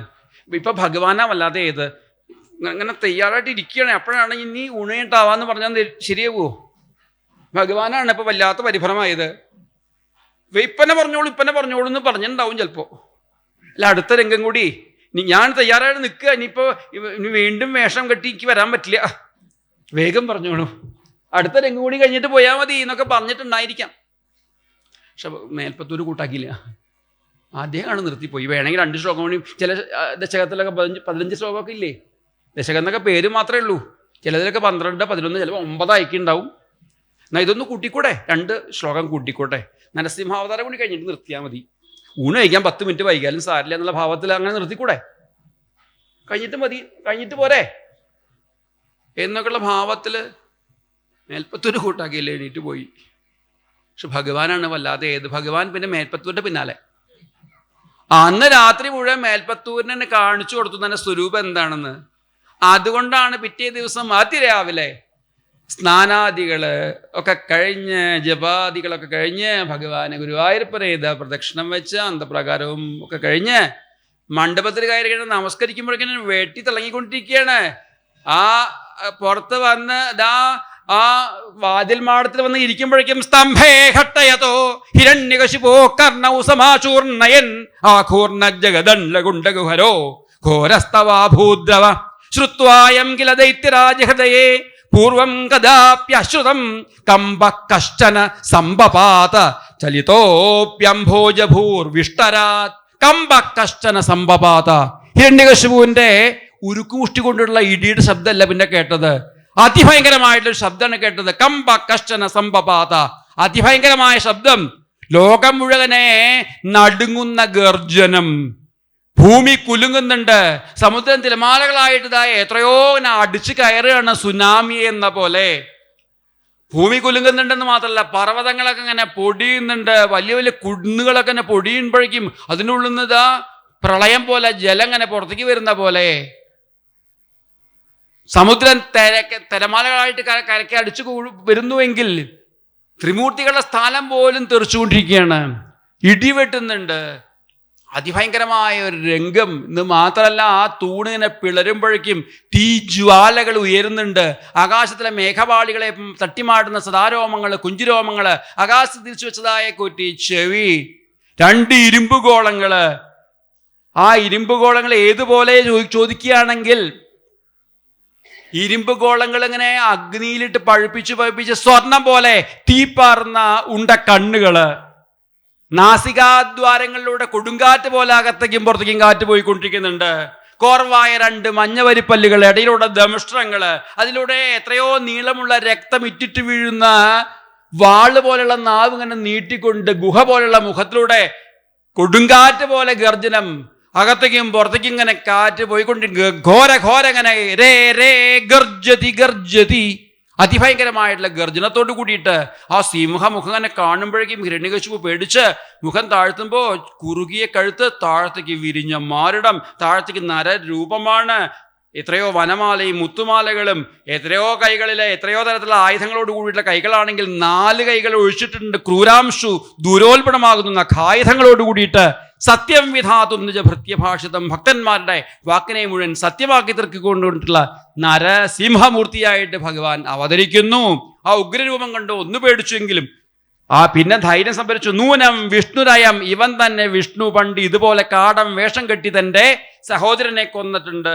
ധൈര്യം സംഭരിച്ചുകൊണ്ട് യുദ്ധം തുടങ്ങുന്നു. സന്ധ്യാസമയം വരെ യുദ്ധം നീട്ടിക്കൊണ്ടുപോയി. സന്ധ്യാസമയമായി ഹിരണ്യകശിപുവിനെ പേടിച്ച് വലിച്ചഴിച്ച് ഉമ്മറപ്പടിയില്, അകത്തല്ല പുറത്തല്ല, ഉമ്മറപ്പടിയില് തന്റെ മടിയിലേക്ക് വലിച്ചിട്ടു 2 ഭാഗത്തേക്ക് 2 കൈകളെ അമർത്തുന്നു.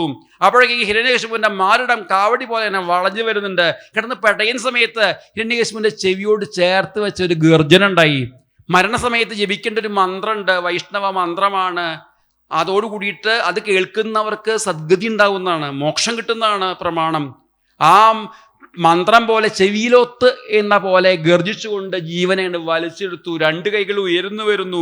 ക്രൂരാംശു ദുരോൽപണമാകുന്ന നഖായുധങ്ങള് ആ മാർദ്ദത്തിലേക്ക് ഇറക്കി വലിച്ചിനെ പൊളിക്കുമ്പോഴേക്കും രക്തങ്ങനെ പൊന്തി വന്ന് പായം പായം ഉദീരയൻ, രക്തങ്ങനെ കുടിച്ച് ഒരു ഉത്സവം തന്നെ. അത് കഴിഞ്ഞ് ചണ്ടിയായ ദേഹത്തേക്ക് താട്ടിക്കളഞ്ഞ് അവിടെ ഇങ്ങനെ ഉലാത്തിക്കൊണ്ട് ഇങ്ങനെ ഘോരഘോരം ഗർജിച്ചുകൊണ്ട് അവിടെ നിൽക്കുമ്പോൾ കണ്ട് എല്ലാവരും പേടിച്ചോടുകയാണ്. എഴുതിട്ട് വന്ന അസുരന്മാരെയൊക്കെ നിഷ്പ്രയാസം വകവരുത്തി ഭക്ഷിക്കൽ കഴിഞ്ഞിട്ടുണ്ട്. അവിടെ വന്ന് ഇരിപ്പായി ചുറ്റും നോക്കിക്കൊണ്ട് ഗർജിച്ചുകൊണ്ട് ഭഗവാന്റെ ക്രോധത്തെ നിയന്ത്രിക്കാൻ വേണ്ടിയിട്ട് പ്രത്യേകമസ്തോഷത, ബ്രഹ്മാദി ദേവന്മാരൊക്കെ പ്രത്യേകം വന്ന് സ്തുതിച്ചു. ഭഗവാൻ സ്വന്തനായില്ല. പിന്നെയാണ് പ്രഹ്ലാദനെ പറഞ്ഞേക്കുന്നത്. പ്രഹ്ലാദവൻ തൊടുമ്പോഴാണ് പ്രഹ്ലാദനൊരു ഭയം ഉണ്ടായില്ല. കാരണം ഭഗവാനല്ല ഭയപ്പെടേണ്ടത്, ഭഗവാന്റെ മായയാണ് ഭയപ്പെടേണ്ടത് എന്ന് ബോധ്യമുള്ള പ്രഹ്ലാദൻ ഭക്തിയോട് കൂടിയിട്ട് ഭഗവാന്റെ പാദങ്ങളിൽ വീണ് നമസ്കരിച്ചുകൊണ്ട് ഭഗവാൻ വന്ന് തോടുമ്പോഴേക്കും ശാന്തനായി കഴിഞ്ഞു. ഭക്തിയോട് കൂടിയിട്ട് സ്തുതിച്ച് സന്തോഷിപ്പിക്കുന്നു ഭഗവാനെ. അങ്ങനെയുള്ള പ്രഹ്ലാദപ്രിയനായ മരുൽപുരവതേ സർവാമയാൽ പാഹിമാം, എല്ലാ തരത്തിലുള്ള രോഗങ്ങളിൽ നിന്നും ദുഃഖങ്ങളിൽ നിന്നും രക്ഷിച്ചുകൊണ്ട് അനുഗ്രഹിക്കണേ. നമുക്കും പ്രാർത്ഥിക്കാം. സർവത്ര ഗോവിന്ദ നാമ സങ്കീർത്തനം, ഗോവിന്ദ ഗോവിന്ദ.